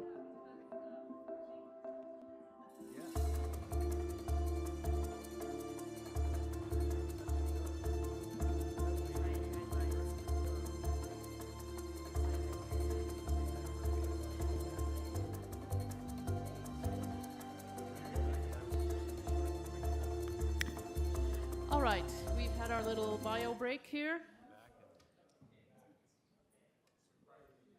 All right, we are now at item number 3, window requirements for new construction in the city's local historic districts. My favorite always, text amendments. And the staff person presenting this is Lex once again, and it's case number PLNPCM 2023-00444. Chair. Wait, it says staff contact is Lex, but the planner here and the presenter, Igor and Sarah. All right. So, are they here? That's what it says. Sorry, down that here. might be an error on my part. It is Lex. Okay, great. So, cancel that. Not Sarah and not Igor. It's going to be Lex. Yes. Chair, I would like Yes. I would like to disclose that I already had a conversation about this topic with the Sugar House Community Council Land Use and Zoning Committee, but my comments were not included in the staff notes. All right. Does anyone have a problem with that? No. All right. We will go ahead and Lex, you have the Excuse floor. me. Yes. Chairs, does Yes. somebody have their cell phone on? Cell phone on, as in like hi. Can you please mute your cell phones? Yes, they're muted. What is that sound? It's a weird noise. It is your, okay, yeah, thank you. Future Mayor Kearns, would you turn off your phone? It's a good name to be mayor. Okay, someday. All right. Lex, take over. I'd like to change gears here and talk about something that is really, truly interesting and intriguing. After the last presentation, this may be the most boring, dry PowerPoint presentation that you've ever seen in your life. I apologize. This is a text amendment to discuss window requirements for new construction in the city's local historic districts. We have already done 2 work sessions with you. One happened in March, and then another one in May. And what we are requesting this evening is that you forward a positive recommendation to the City Council regarding the proposed amendments to the zoning ordinance and also the related design guidelines for the use of vinyl windows in new construction in the city's local historic districts as we have proposed. The purpose of this is to ensure that the ordinance standards and guidelines are clear in regards to windows in new construction projects. And we want to provide consistency in reviews and clear expectations for applicants when developing project plans. So this is a text amendment geared at making the process for the public, planning staff, and you, the Historic Landmark Commission, more clear and precise to make good decisions. There are issues with the current standards and design guidelines. The first is vinyl as an appropriate and durable window material. We dance around that subject in our current documents. The second issue is the manner of installation of windows, the window inset, the reveal. And third, there are inconsistencies between the design guidelines, the residential versus the multifamily. We want to make those consistent, again, in order to make this decision-making process more clear for all parties that are involved. So at the work session that we held with you on May 4th of this year, we received direction to pursue a hybrid use of vinyl windows in new construction projects based on location, installation, and siding materials. And the hybrid term here means the use of vinyl windows where they may be appropriate and not allowing vinyl windows where they would be seen from the public streets. So first of all, the proposed zoning ordinance language, and you have this in your staff report, is relatively simple. We already have .7, windows and other openings are incorporated in a manner that reflects patterns, materials, and detailing established in the district and or setting. And that's all it says at this point. So what we've added is the window installation depth, a minimum reveal of 3 inches. And we've also added a clarification point regarding the use of vinyl windows where they may be appropriate. And that's not in there now, and it needs to be. To go along with this, we use the guidelines to, for lack of a better term, give teeth to our standards. The guidelines support the standards. It provides more information so that we can make decisions regarding projects. And right now, the residential design guidelines are really very vague. So in terms of the guidelines for windows in the residential design guide manual, 1221, we're proposing to add that window reveals should be 3 to 4 inches in depth. And then we're adding language to 1222 to flesh out where windows and doors should be materials that appear similar in scale, proportion, and character to those used traditionally in the neighborhood. Talking about window profiles, durable window frame construction and materials, window frame finish, the types of materials that are appropriate: wood, clad wood, fiberglass, and also to state that vinyl should be avoided as a non-durable material in our regional climate, and if vinyl windows are appropriate, where they could be located. So we have our residential design guidelines here. We want to coordinate that with our historic apartments and multifamily. And basically, we've got the same language for both documents. Just trying to coordinate those. There has been a question raised as to what does a readily visible window really mean? And I want to kind of attempt to show you that here tonight. You have seen these photographs of this building. This is located on the corner of South Temple and 5th East. This is a fairly new apartment building. This photograph on your left is the 5th East facade. This is towards the front. This is towards South Temple. And as this building progresses to the south, this is another view of the 5th East facade, where the windows are very visible to the pedestrian public. We're not really talking about people driving by, because we hope that people who are driving are not concentrating on, oh, look at that building and check out those windows. We want people looking at the street. But what this does demonstrate, I think, really well is the fact that this is the south end of that building, and this is somewhat a driveway alleyway. And yes, these windows here are highly visible to the pedestrian public. These windows here, they're visible. You can see them. They're installed flush with the wall plane. Traditionally there would be a recess. This is not a great example of windows installed in a new construction project in our local historic districts. But you get back here to these windows on this part of the building, and those are getting to be what I would consider to be not readily visible. Does that kind of answer that question? I would hope so. So that's what we're looking at, and when we're talking about readily visible, how visible is it from the street? The other thing that I just wanted to clarify, we talk about a window hierarchy of detail in this proposed language.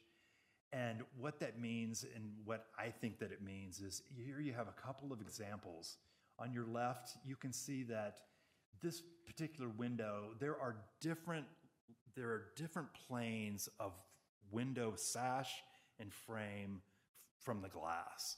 And it's even better seen here in the middle photo, where you notice the level of detail. You notice a thicker dimension in the different planes that compose the frame, the style, and the rail. And here on the right is a typical vinyl window, and you just don't have that detail. It's very boxy, it's very flat. And combined with a installation that is flush with a wall plane, it's a very, very, very flat surface, and that is not typical of historic architecture. So, recommendation, based on the information that we have presented, we recommend that you forward a positive recommendation to the City Council regarding the proposed amendments to the zoning ordinance and the related design guidelines for the use of vinyl windows in new construction in the city's local historic districts as proposed. And I am happy to entertain questions. Any questions for staff? The applicant is the city, and Yeah, I have a question. Once we open the door to vinyl windows for multifamily, are we going to be opening ourselves to the fact that residential are going to be saying, you allow it here, how come not mine? You know, what's the difference? And I think I know the answer, that this is for multifamily, this is single. You know, is that how we're going to answer that question? We already have a fairly robust and concise, we have robust and concise standards for replacement windows in existing structures. We don't struggle with that question often. Is that accurate? I think so. Yes. Yes. And so, it's kind of the same thing. If your windows, you can see them from the street, they're readily visible, that really makes the determination of kind of what you can do with that window. And so that rolls over into this whole question of what is appropriate in new construction, and whether it's, whether the new construction is a single family residential or it is multifamily. Where was I going with that? It should be consistent. And so everything's on a case-by-case basis. It's how it's visible from the street. I don't think that we would be opening the door for just somebody to say, well, you've allowed vinyl here, why can't I use vinyl? I mean, we hear that question every day. But again, it's case-by-case. It's how it's viewed from the street. Does that answer your question? Can I just add? Just kind of a second question. I'm sorry, go ahead, Kayla. I just wanted to add to that, like, if it is a historic building, it's repair before replace, right? And we're talking about new construction and making sure, and this new construction is not historic, but we want to make sure that our regulations are predictable, clear, Sure. and our policies come out through this. I just wanted to make a distinction between the historic and the new. and Lex has explained that we're trying to make it all seem concise here with all of the rules and regulations regarding windows, and that makes sense. And I'm sure, Lex, you've looked at the residential versus the new construction to clarify. Yes. And if we had to tweak that, you'd be back here. I noticed there is a building trend for all glass buildings, or what they appear to the lay person who doesn't construct buildings like that, that, they're rounded and they seem to be all glass. How would we possibly tell those people that they can't do that building? That is a question of more the materials, and we have standards and guidelines to address materials and what materials are traditional materials. And I think that an all-glass building would not be considered traditional. But it's new construction. Pardon me for being dense. It is, and when we're doing new construction, we're looking for traditional materials. We're looking for wood, we're looking for brick, we're looking for real stucco. But they don't have any of those. They appear to be all glass. Like the Hyatt downtown, it's rounded glass. Remember, we're talking about new construction in local historic districts. Yeah. Yeah, and so the Hyatt building downtown, love it, but it's not in a local historic district. Right, but it seems to me to be a trend that's kind of groovy and people are putting in all glass buildings. So And love it in its location, but I would assert that would not be appropriate in one of our local historic districts. All right, that's a good answer. Thank you. Any other questions for staff? Just was there any kind of consideration? I know glass sizes, you can push it to 8.5 feet wide, 9 or 10 feet tall. Were there any consideration of I don't know, having 2/1 or a little bit more residential look and feel to it as opposed to just big shards of windows, just straightforward glass? Yeah, and so that already exists in our code, in the design guidelines, where it says double hung windows with traditional reveal depth and trim will be characteristic of most districts. Fair enough. Great. Any other questions? Yeah, my question's on this slide. It says should be a characteristic of most masonry facades. But does this cover wood frame buildings? Like where we see it in the traditional stucco is where I see a lot of the problems where there's not a lot of a reveal. Mhm. That's not a masonry facade. I don't quite understand your question, but if you are asking if you're doing stucco and those windows should be inset, yes. Okay. My question is, it says 12.21 window reveals should be a characteristic of most masonry facades.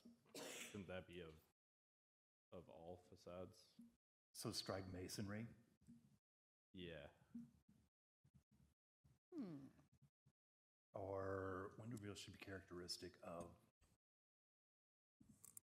That's a good point. Because like a stucco isn't usually done over masonry. Or perhaps in place of masonry, it could say readily visible. Yeah, primary or, yeah. So you're suggesting a change to I the w- language? I wonder why the reveal on stucco construction is so flat. I mean, consistently, when you look through town, they are flush to the very edge of the building envelope. And I don't build multi-story houses. It's not my level of expertise. But I think we're all wondering, why are those stucco windows looking so flat? I think, and I'm not an architect, and maybe some of our architects could address that, but I think it's the easiest way to install those windows, and I think that's how they're built. Yeah, it's the way that the windows are designed. It's a flange, so you usually attach that flange to a surface, and so if it's stucco, then you just basically stucco over that surface, whether it's plywood or some sort of sheathing.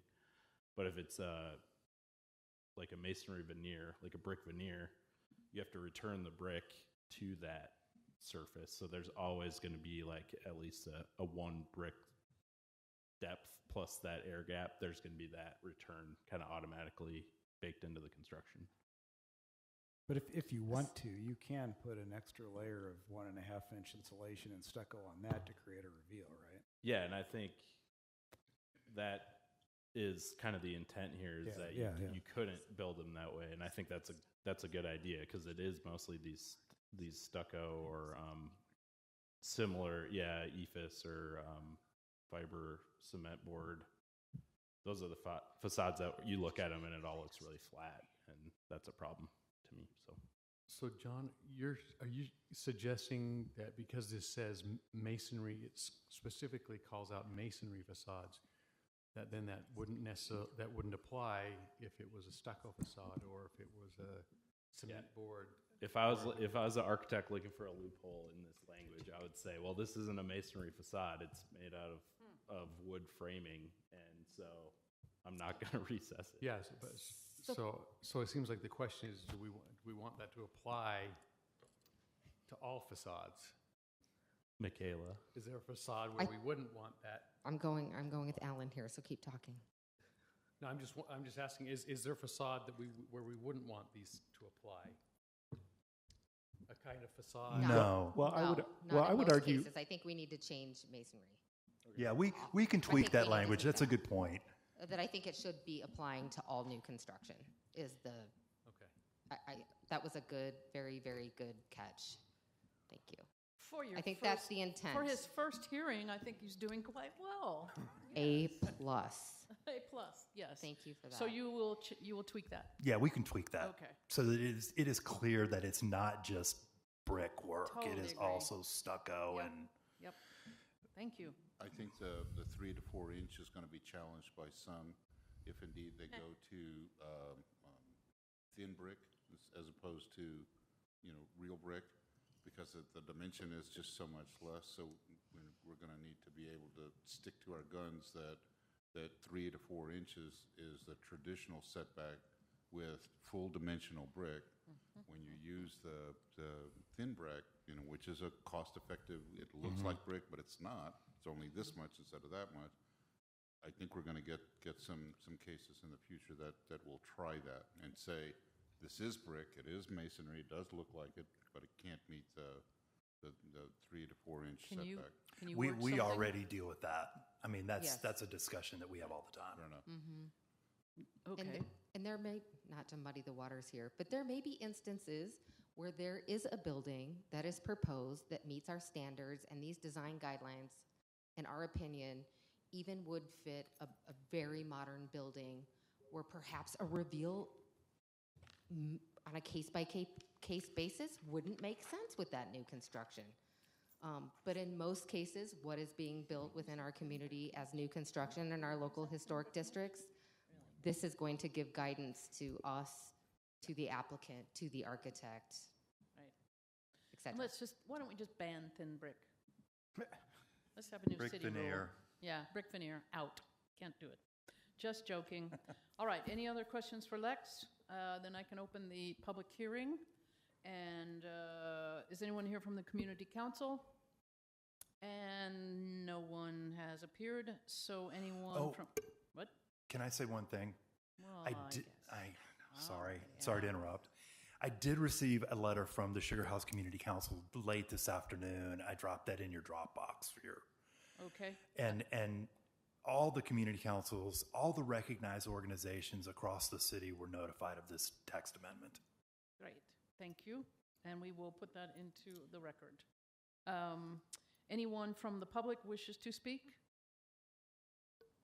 All right, seeing no one wishing to speak, I'm going to close the public hearing, asking staff to put the emails into the record. And we don't need a rebuttal here, so I guess I'm looking for a motion. Actually, can I make one more comment? I Sure. forgot when I read through this. We've got the comment that says vinyl should be avoided as a non-durable material, and then right below that we say vinyl windows will be considered. That seemed a little awkward to me. If there was some way to clean that up and make it more straightforward, I think that would be advantageous. Yeah. That does look kind of funny there, doesn't it? So you're talking about the vinyl should be avoided as a non-durable material in the regional climate? Yeah, and then the next line down, vinyl windows on rear or secondary facades will be considered. So it's kind of like, well, which is it?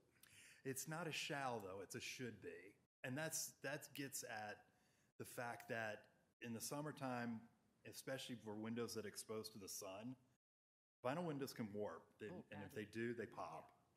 And so I understand what you're saying. Yeah. But it's not a shall, it's a should. And that gets at the climate. Okay, perfect. Okay, still looking for a motion? Okay. Motion to recommend, thank you. Motion to recommend for approval. Based on the information presented and the discussion here this evening, I move that the commission forward a recommendation to adopt this text amendment to City Council. Regarding case number PLNPC M2023004444, we have a motion from Commissioner Vela. I need a second. I'll second. Who second? Ah, the new guy. Yay, Jared.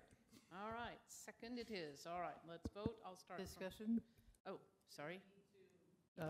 make the text amendment, the caveat about the masonry that we discussed. I'm sorry, say that As again. as part of this motion, do we need to make sure that The language is the changed. language modification is included? You could do. 12.21. Okay. It would be 1221 and also 1273, All right. and we would make those consistent. Okay, I can amend the motion All right. to include, Wait, you didn't second it, so neither one of you, can you? Yes, you can. Like it. You can do it. I can propose Yes, you may. Go ahead. Sorry. that the language in 1221 and 1273 is changed from most masonry facades to most facades. All right. Do we have a second for that amendment? I'll second that. All right. Mike can second that. And so the motion with the amendment, let's go ahead and vote. Alan, Yes. Jared, Aye. Emily, Michael, Aye. Amanda, Aye. Carlton, Aye. Adrian, Aye. Mike, Aye. John, Aye. and I say yes. The motion passes 100%, unanimous. All right. Next on the docket is the adaptive reuse text amendment. And presenting this, case number PLNPC M2023-00155, for the staff tonight is Amy. And here she comes. Hello, Amy. Hello. I have a microphone that's on by me now. We've been sitting over there. We have to knock every time we. You're so have far something to say. away. It's just really It is a little odd. bit different. Yes.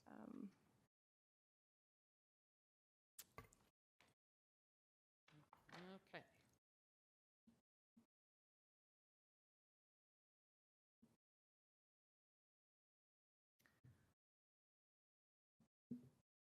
Okay, so this is a proposal for a text amendment Will you related to put that closer adaptive to your, reuse. just pull it closer to your mouth. Yes. How's this? Better. Thank you. All right. This is a proposal related to adaptive reuse and preservation of existing buildings. Staff is recommending that the Landmark Commission recommend that the City Council adopt this proposal. This presentation is going to go over the why. Why is utilizing existing buildings important? How does the proposed amendment address this, and what these incentives might look like if they are applied? The HLC was provided a briefing on this proposal in August of 2023.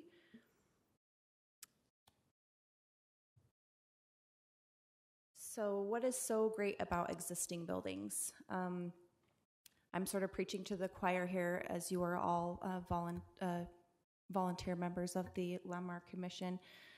But neighborhood commercial corridors with a mix of uses and housing types, thriving local businesses, new and old, these are all places that make a city distinct, provide hidden density, and cultivate diversity, and they are nearly impossible to create without existing buildings. And utilizing existing buildings is also important in mitigating the effects of climate change, as it eliminates unnecessary demolitions, which account for 5 to 10% of construction costs, and reduces physical waste in the landfills. It's also important to keep additional materials out of the landfills associated with transport of those materials. I recently learned that the Salt Lake City Department Training Center was an adaptive reuse project, and it's shown on the bottom right hand of the screen. This slide shows on the top right hand corner, this is the Utah Clean Energy headquarters. It's a pretty insignificant looking 1950s building. They are using it to demonstrate how to renovate buildings with a net zero design. And on the bottom there is the former H&R Block, which is now the Maven District, which is a number of locally owned businesses. In terms of how this proposal relates to the overlay, with the exception of creating lots without frontage, land use, such as conditional uses, regulating use, lot area required for a particular use and density, and reduced parking and loading requirements, the Historic Landmark Commission already has the authority to make most of the modifications that we're proposing as incentives outside of the district. Additionally, if a subject property is using these incentives and they're located in one of our local historic districts or they're a landmark site, those are the properties that are subject to the overlay district requirements, a certificate of appropriateness is still required. They would still go through whatever process is normally required of them, be it a minor alteration, a major alteration, new construction, that still requires review from you all if the ordinance currently requires it.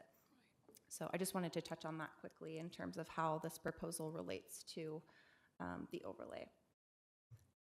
In regards to the proposed changes, they would be located in a new chapter. This is chapter 21A52. This new chapter is proposed to be created with the affordable housing incentives, but the idea is that a number of incentives will be included within that zoning incentives chapter. And it'll be a new section within that chapter called Incentives for Preservation of Existing Buildings, and then that's further divided up into two different sections. One that we call the A incentives, that's for adaptive reuse for additional uses. And the second one is development that preserves an existing building, and I've been referring to those as the B incentives. So the first set of incentives, again, those are the A incentives. They're essentially a use incentive. This would allow for additional land uses in eligible buildings. Buildings that would be eligible for this incentive are generally those that are important to the city, state, region, or nation, or they just could be large, underutilized structures but are part of neighborhood fabric. Often these buildings have outlived their original use, but without a rezone process, it's hard to reuse them due to the districts that they're commonly located in, which is single-family residential, institutional, public lands for schools. The zoning ordinance currently allows for non-residential use of a landmark site in residential districts. Again, even if the use is not allowed in the district through the conditional use process, subject to meeting standards related to compatibility and retention of character-defining features of that structure, this proposal essentially expands on that existing process in the following ways.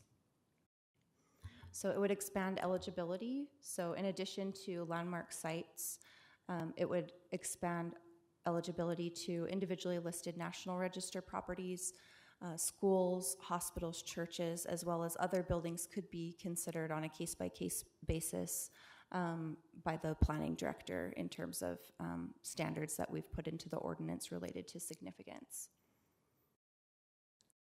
We are also looking to allow residential uses. So in addition to non-residential uses through this process, we're looking to allow for residential uses. This could mean that an existing school or church could be converted into multifamily housing, such as the building on the bottom there, which is the former Irving Junior High School, which is now apartments.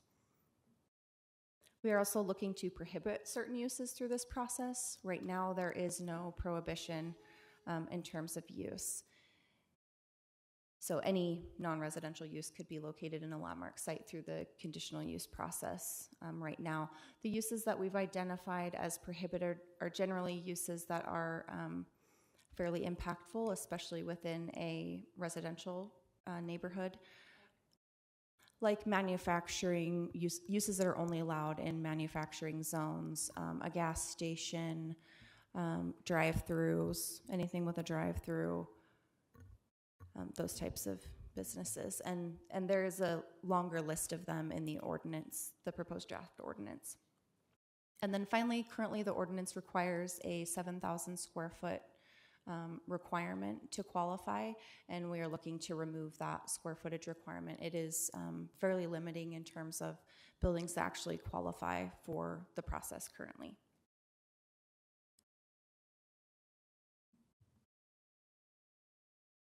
In terms of the incentives that we refer to as the B incentives, the purpose of these ones is primarily related to sustainability. encourage preservation of existing buildings to lessen the impact the demolition has on the environment.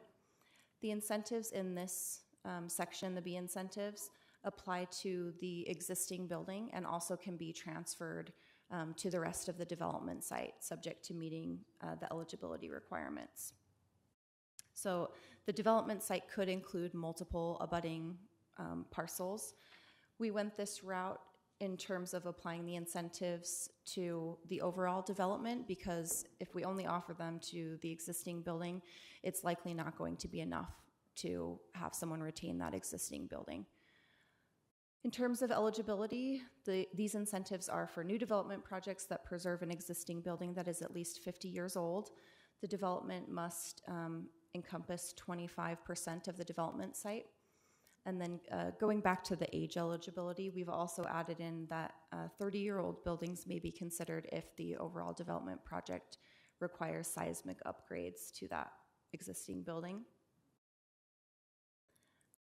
In terms of the 25% of the overall development site, again, there is a provision to allow for a lower percentage to be considered subject to that existing building having public street-facing frontage, being a publicly accessible use such as restaurant or retail. That's a consideration that could be made by the planning director. There are also limits in terms of our lower density zoning districts. This is the R1 districts, the FR districts, SR1A, and the RMF districts. We are requiring that all primary structures in those zones be retained on the site.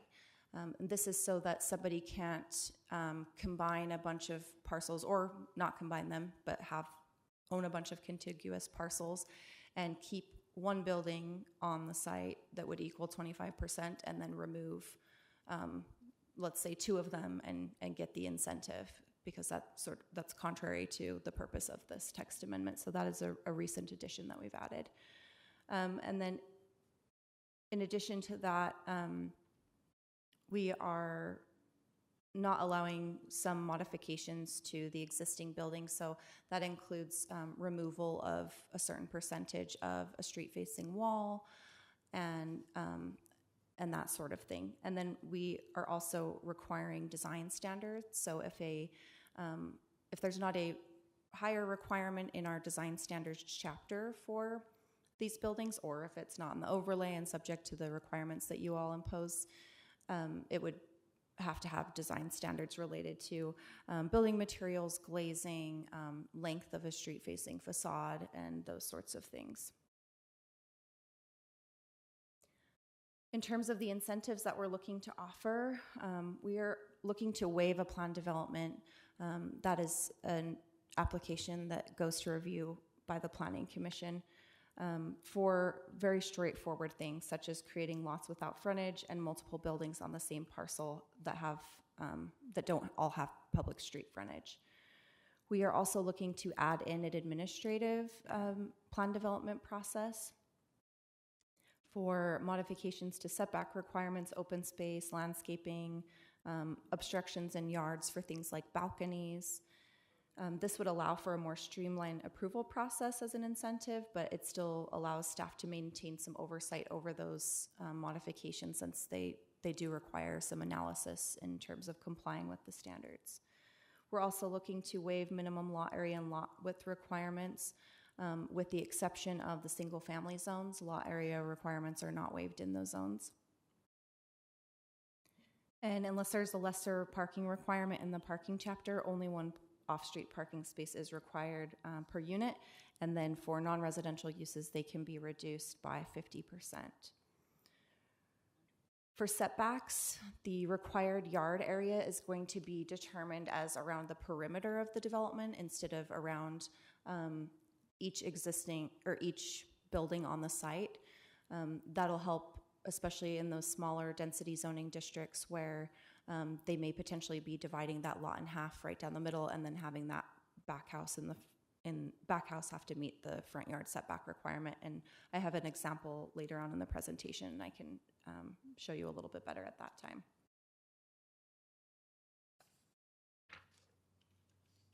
And then In terms of the changes that were made after the briefing, there were a few changes that we made to the zoning ordinance in response to some of the comments that came out of the Planning Commission meeting. One of those was to parking. Initially, we were offering just unless one space unless there was a higher requirement in the parking ordinance, one space would be required. And in some of those lower density zones, specifically the RMF zone, for multifamily, one space is already required for studio and 1 bedrooms and 1.25 spaces for 2+ bedrooms. So the incentive of one parking space wasn't really an incentive in those cases. So for multifamily, we have bumped it down to 0.5 spaces per dwelling. And we did also have a requirement for existing building parking, which is really similar to what the current ordinance says in the parking chapter, which is that if the building was built prior to 1944, that no additional parking is required. And what we found just in terms of looking at some of the examples throughout the city, trying to apply this ordinance and how this proposal would impact certain parcels, we realized a lot of the buildings that we're looking at including in some of the incentives might have way beyond the parking that they need, specifically churches. They have a number of parking spaces on the site. So we've indicated that the minimum is the one space, unless there's a lesser parking requirement, then no additional parking is required. So they don't have to retain everything on site if they have like 100 spaces and only 10 are required or something like that. In terms of the A incentives, that was the first incentive I talked about, that was the use incentive. We have changed multifamily from a conditional use to a permitted use in those zones. This was in response to comments from the Planning Commission in terms of making that a permitted use instead of conditional use. Through the process, multifamily, again, would only be permitted in an existing building. This doesn't apply to the overall development. This is landmark sites, National Register sites, churches, schools, hospitals. So the potential impacts on adjacent properties that would be looked at normally through the conditional use process, such as intensity, mass, and scale of the building, are not going to be as impactful because, again, it's an existing building.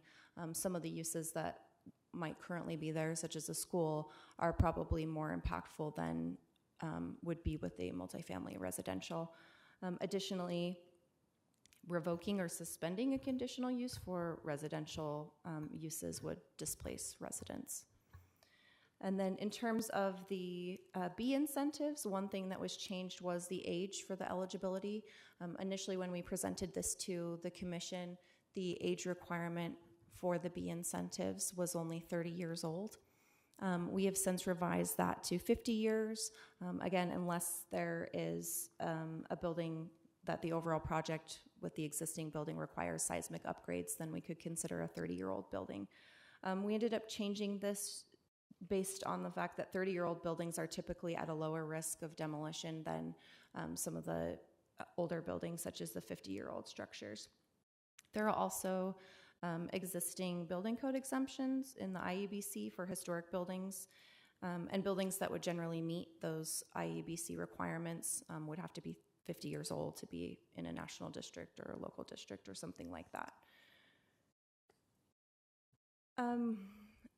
This is the slide. Sorry, I think this didn't catch my recent edits, but this is an example of how these incentives would work in a single family zone. So this is a R1 5000 zoning district example. This parcel highlighted in blue is approximately 13,600 square feet. The R1 5 zone requires 5,000 square feet per unit. So this is an example of this property has an existing single family dwelling on it. And with these incentives, a new single family dwelling could be constructed in the rear, and then the lot could be split, and that lot could have no frontage. This is allowed under our current ordinance. This is not modifying density in this zone. This lot has enough area for 2 single-family dwellings, but what it is doing is allowing for the split of the lot without a planned development process, because that is currently required. So it's essentially just a streamlining measure. And then the other thing that it would do is that rear single-family dwelling, the new one, the setback is measured from the perimeter. So let's say that that center lot line is somewhat ignored because it doesn't really have any impact on the neighboring properties and has to be a certain distance from that existing house anyways. And it might impact the ability for them to meet that front yard setback requirement on that rear parcel. So by just doing the setback around the perimeter, the front existing building, the setback of the front yard would apply for this overall development, because it can include multiple adjacent parcels.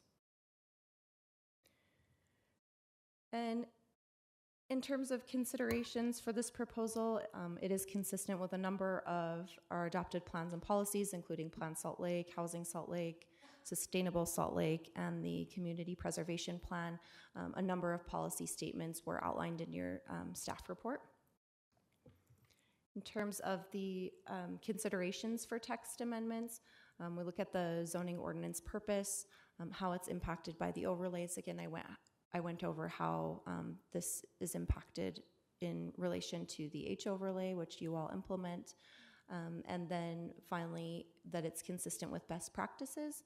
One of the things that we looked at when we were initially drafting this proposal is we did a research on a number of cities that have adopted adaptive reuse ordinances and looked at the different types of incentives that they offer, where the programs are located. Are they just in districts? Are they just in downtown areas?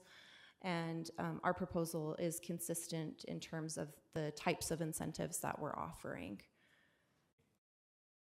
In terms of the public process, public notices and meetings that we've had, we have sent out the 45-day public engagement. We've had meetings with the Sugar House Community Council, the Central City Community Council, and the Business Advisory Board. We also did an initial public engagement process, which is not required, but before sending out the 45-day notice, we sent just a general notice to all recognized organizations as well as a focus group to kind of pitch our idea. This is what we're planning on including in this ordinance. What do you all think? And then we ended up using that feedback to help draft the ordinance and then go on with the actual 45-day engagement. We held briefing with the Planning Commission as well as the Landmark Commission, and then the next step will be to have a public hearing with the Planning Commission, and their recommendation will also be forwarded to the City Council, who ultimately has the final decision-making authority. And that concludes my presentation. I'm happy to answer any questions. I know it's a lot of information, especially for the new commissioners. It was, but it's necessary. I think this, from volunteering here with the city forever, we really haven't had very clear information, I think, on demolishing things in the city. I mean, people can just basically go do it, and that's that. And this, I think, is going to help a lot in us enforcing these kinds of things. And penalizing, we didn't get into that sort of thing, but it definitely needs updating. So I appreciate your work on this, Amy. Do we have anyone? Do we have any questions for Amy? Right. Do we have? I will open the public hearing. Do we have anyone from community councils or anyone in the audience that wishes to speak? And so we don't. So anything anybody wants to say? If not, we can close the public hearing and call for a motion. Opening executive session. Thank you. I would just say that. You got to speak into the thing. Thank you. I would just say that this is going to make developers think twice about reusing existing buildings on existing sites. Such an optimist. I believe that. And and I think that the city is just forward-thinking in doing this, because I think there are, especially when there's the incentives. You know, if there's no incentives, why would they do it? But the incentives that you have are legitimate. So I do think that there's developers that will be looking at this in a different way than they have been previously. I hope so. Anyone else? All right, how about a motion perchance? I'll make a motion to recommend approval. Based on the information presented and discussion, I move that the commission forward a recommendation to adopt this text amendment to the city council. All Second. right, a second by whom? Great, all right. This is in regarding case number PLNPC M2023000155. We have a motion on the table, seconded. Any discussion?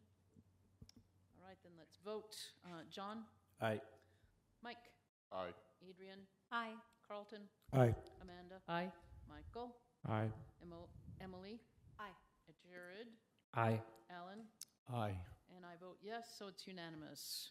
Thank you, Amy, for your presentation and your hard work. That was a good one. We needed that update. All right.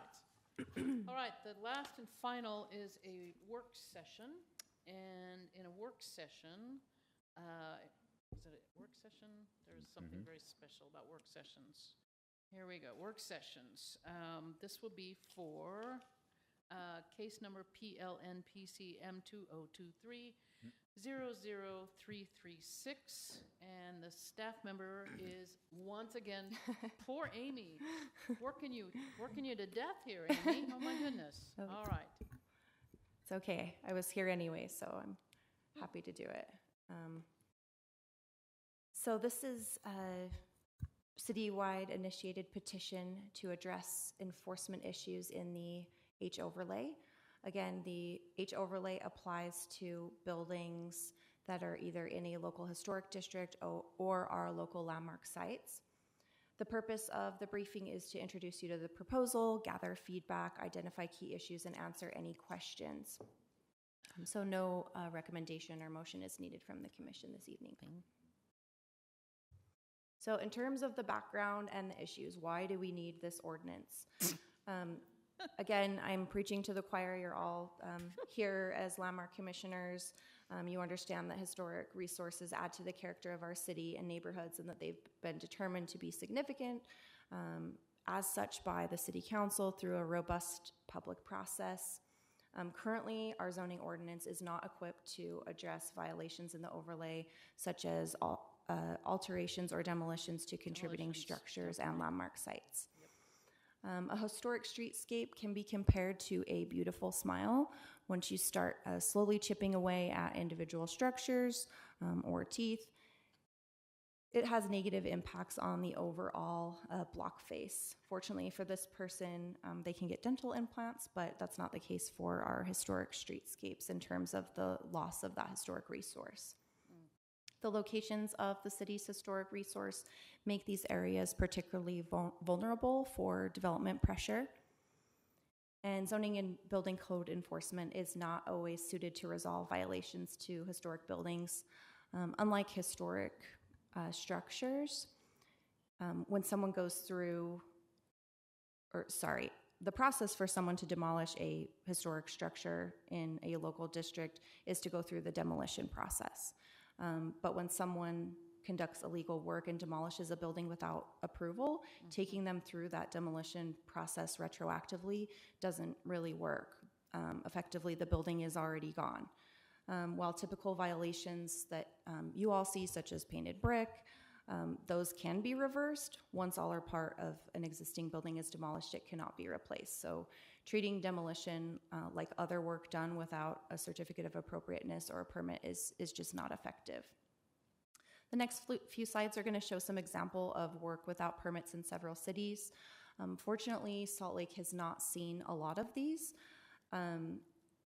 But rather than wait for one of our amazing buildings to be torn down, or just any contributing building in one of our local historic districts, this proposal would put requirements in place to address this issue for if and when it does happen. The historic St. Vincent's Infant Asylum, this is what's shown on the picture here on the right. It was demolished over the weekend without permits. In this case, the contractor was criminally charged. This next slide up in the right-hand corner, this is an example from Boise's East End Historic District. I know that well. Only a foundation and 3 walls remain. This is not the first illegal demolition that they've dealt with in the last few years. In response to this, they've since recently passed an ordinance to address demolition without permits. On the right-hand corner, on the top right-hand corner, this is a 1955 home that was designed by Paul Rudolph. This was a case of working beyond a scope of permit that had been issued. And then on the bottom, this is the historic tavern building. It was torn down without permits. They received a call at 3 in the morning saying that the building was being torn down. The Historic Preservation Alliance claims that of the 3 interconnected buildings associated with this building, they helped liberated slaves get paperwork documenting them as free individuals. So this was a very important building to the community, and it was a big loss. This next example is from Washington, D.C. This is, again, another case of somebody going beyond the scope of an approved certificate of appropriateness, essentially demolishing this house. In this case, they ended up being required to reconstruct. In Melbourne, this was a historic Corkman Irish pub, and it was torn down over the weekend. The third rendering is the proposal of what to replace that building with. I included this because I thought you all could appreciate the lack of design for a replacement building of the beautiful building that was torn down. Wow. Do you have ones of Salt Lake? Do we know how many of these have happened in the last year? I don't. So we haven't really had a lot of contributing buildings be torn down without permits. We receive constant threat of it all the time. Someone will come into the office to inquire about demolition of a property, and they'll find out that the building's contributing. And we describe the process to them, and then they'll leave, and we often get calls and saying what would happen if we just demoed the building. And we're starting to realize that we have some lack of enforcement issues in our ordinance related to that. So fortunately, we have not seen a lot of examples. These examples from other cities are to show you what could happen to us if we don't end up adopting something like this. No, tearing down anything in New Orleans. This is the final example from New Orleans. The structural integrity of this late 19th century Queen Anne home was compromised when work began without permits. As a result, the commission levied a $10,000 fine, which the development company, of course, promptly paid before they subdivided the lot and constructed 2 new homes and advertised them at $1 million apiece. So this is a good example of how fines alone are not really effective. It's essentially, in I guess a blanket way of saying it, the cost of doing business for some people. What's another $10,000? Right, because of the development potential that you can get without it. Yeah. So in terms of what our current tools are for Salt Lake City, there are civil fines of $25 per day for residential and $100 for other uses. Fines can be resolved when somebody comes into compliance. In the case of illegal demolition, there's no way to come into compliance, essentially. So we have to have some route for them to come into compliance, because it's sort of that circular thing where they apply for demo, they can't really meet the demolition standards because we look at it retroactively as if the building was there. So it's kind of a roundabout process that they would be going through currently. But you have here, just to interrupt, new fines under review. We're not dealing with that tonight. No, I wanted to mention these because these are new fines that are under review under a separate text amendment. They would add increased fees for working without a COA, for full or partial demolition of a contributing structure. That would be $250 a day. That's new. Increasing the boarded building fine, that is a a big increase from 1,560 per year to 14,000. I think it's per year. Someone correct me if I'm wrong. Yes. Yeah, per Yes, year. that's correct. So 1,000 is nothing. If someone boards up a building, we're going to charge them $1,500 a year because it's boarded up? We currently charge them $1,560 a year in terms of making, maintenance calls and going out and checking that the building is boarded up. And oftentimes those boarded buildings don't stay boarded, unfortunately. People break into them, and so it does require a lot of oversight and administration on the city's part. Also, $1,560 isn't a lot of money to let a building sit for years and years and years. How is that enforced? It's enforced through our civil enforcement department. Probably people, residents calling in. I mean, I'm wondering how many times, here's the two-story pink building that just burned down, and I'm wondering how many times the city was called on that building. I mean, that stood as an eyesore for a very long time, and the landscaping around it was overgrown, and there were people living on the porch, there were people breaking into it all the time. Yeah, so that's a good increase there. And so city council, I mean, I know that's separate, but city council did ask building services and enforcement to actually study how much it costs for boarded vacant buildings. And the council has asked us in planning, after all of these efforts, to start looking, I mean, thinking of the pink house, start looking at how we can prevent within our code willful neglect in our local historic districts. So that's an effort coming down the pike. Great, and would it be possible that these buildings like the pink building be required to be fenced off? Do you see this in other cities? We see all kinds of things in other cities, and we're going to dig into what we can learn from other cities and what is allowed under Utah state law, and we'll come up with something brilliant, I'm sure. Good. If I might add too, not just in like local historic districts, if a building's boarded off and someone moves in there and starts a fire, it doesn't matter if it's in a historic district or not, that is a hazard, so. Absolutely. I am curious, what, the city is limited by state code. Can you talk to us about what those limitations are, just out of, I'm curious what those are. Yeah, so I think I tried to hopefully get a good understanding of this with my conversation of Paul this morning, but he might have to knock if I need him. You mean with regard to boarded buildings? No, just in terms of how we're limited by state code. Okay. So state code limits us in terms of maximum criminal punishment, which is a maximum $1,000 fine, or punishment of a Class C misdemeanor, which is essentially 60 days in jail. What? Is that right? That is true. Okay. So wait, so the fine would be levied just on the demolition. The state code says you can't charge anyone more than $1,000 for doing that? So that's just like a criminal fine, and it doesn't have to be demolition. It can be any sort of violation of the zoning ordinance or building code or fire code, like which nothing. might be beyond that fee.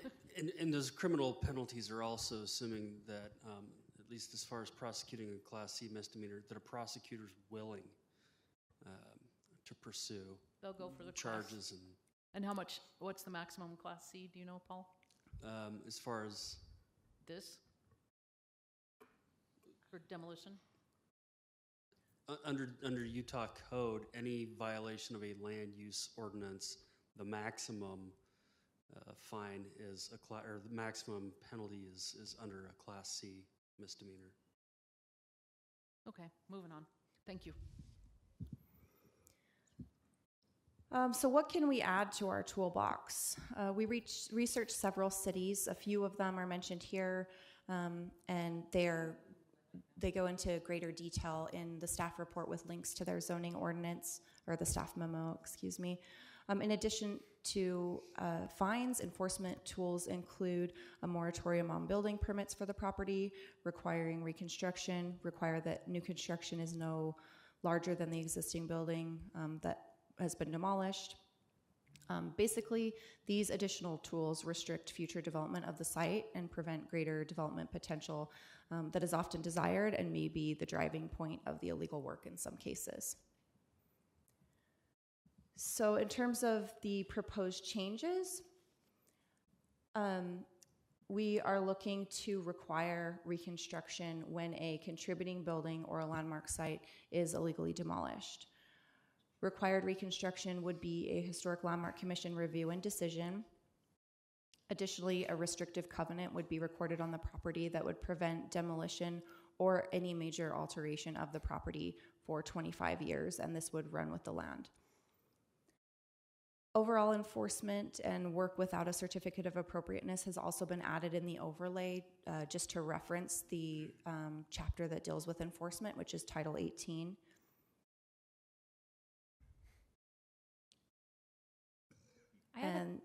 I had a question about. Sure. Can I ask a question? So, with the covenant prohibiting demolition of the reconstructed building, why 25 years? How was that time frame decided? I think just as a deterrent for someone to be able to do what they were planning on doing potentially in the beginning, which is developing something that would maybe have greater development potential just under the current zoning requirements. Like if an existing building was, say, 12 feet tall, and the zone that it was in allowed for a building that was 28 feet tall.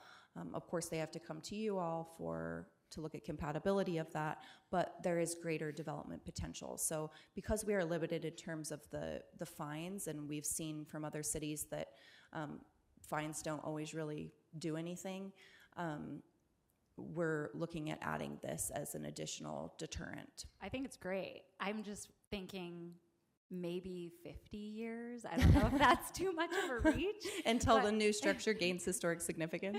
Yeah, exactly, exactly. I mean, when I saw that, I had a really big question mark in my mind, just because if it is a contributing building that's then torn down and then reconstructed, and we're putting this 25-year time frame, from my perspective, 50 seems more appropriate, but I don't know if I'm the only one who feels that way. Yeah, I mean, it should be the age of the building torn down. But so question how this relates to state law is that, so mandating reconstruction versus the limitation of $1,000 fine, how do we have the authority to enforce something that's far more expensive, such as reconstruction, versus the fine limitation for state law? What's the interaction there that doesn't limit us to do this? So I think, and step in if I'm wrong, in terms of the remedy, the fines are civil fines, and those are the ones that were the 25 per day for residential and 100 for other uses, and those are proposing to be criminal increased. Code violations. And then the so criminal code, okay. yeah, is the 1,000. And again, jump in if I'm wrong, but the fines for the daily fines, the civil fines, those are generally assessed until the situation is remedied. But there's not a state limitation on civil fines, only on criminal fines that the city can impose. Yeah, I don't think so. I think someone could, of course, appeal to have those fines reduced, but... That's correct. And listen, it's not unusual to have fines reduced. Sometimes when that dollar figure gets really high, we have a fines appeals hearing officer who has the authority to reduce the amount of the fine. Not saying that's right or wrong. You want to deter things. There comes a point where I think that the fines hearing officer recognizes that you're not going to be able to get this amount of money out of this property owner, right? The idea is to be a deterrent, and we try to get as much as we can out. Would the covenant restriction, though, be interpreted as a fine that they could override, or would it be a situation that if they were not able to pay the fine, or that fine was overridden, then the covenant would come into effect automatically? The question I'm trying to get at is, if we impose, I'm just going to throw a number out, $50,000 fine or a reconstruction penalty, and it can be reassessed that no, you actually don't need to reconstruct this based on it being classified as a fine, is this really enforceable, or are we subject to someone making an arbitrary decision that we have no control over? Certainly, I mean, there's going to be a learning curve with this when it's actually in effect, and we hopefully we never deal with this, but we may, and we may have to learn the hard way that We need something else. it's an excessive fine, but I think we're willing to go down that road. That being said, I think that if we required somebody to reconstruct, the fines hearing officer would probably take that into account with the amount that's owed. You know, it's something that's important here is they don't have to reconstruct. We may, I mean, depending on the situation, we may seek a remedy where that is the case, where we ask the courts to force somebody to reconstruct an improperly demolished structure. But we can withhold a building permit for any work that's done improperly or illegally.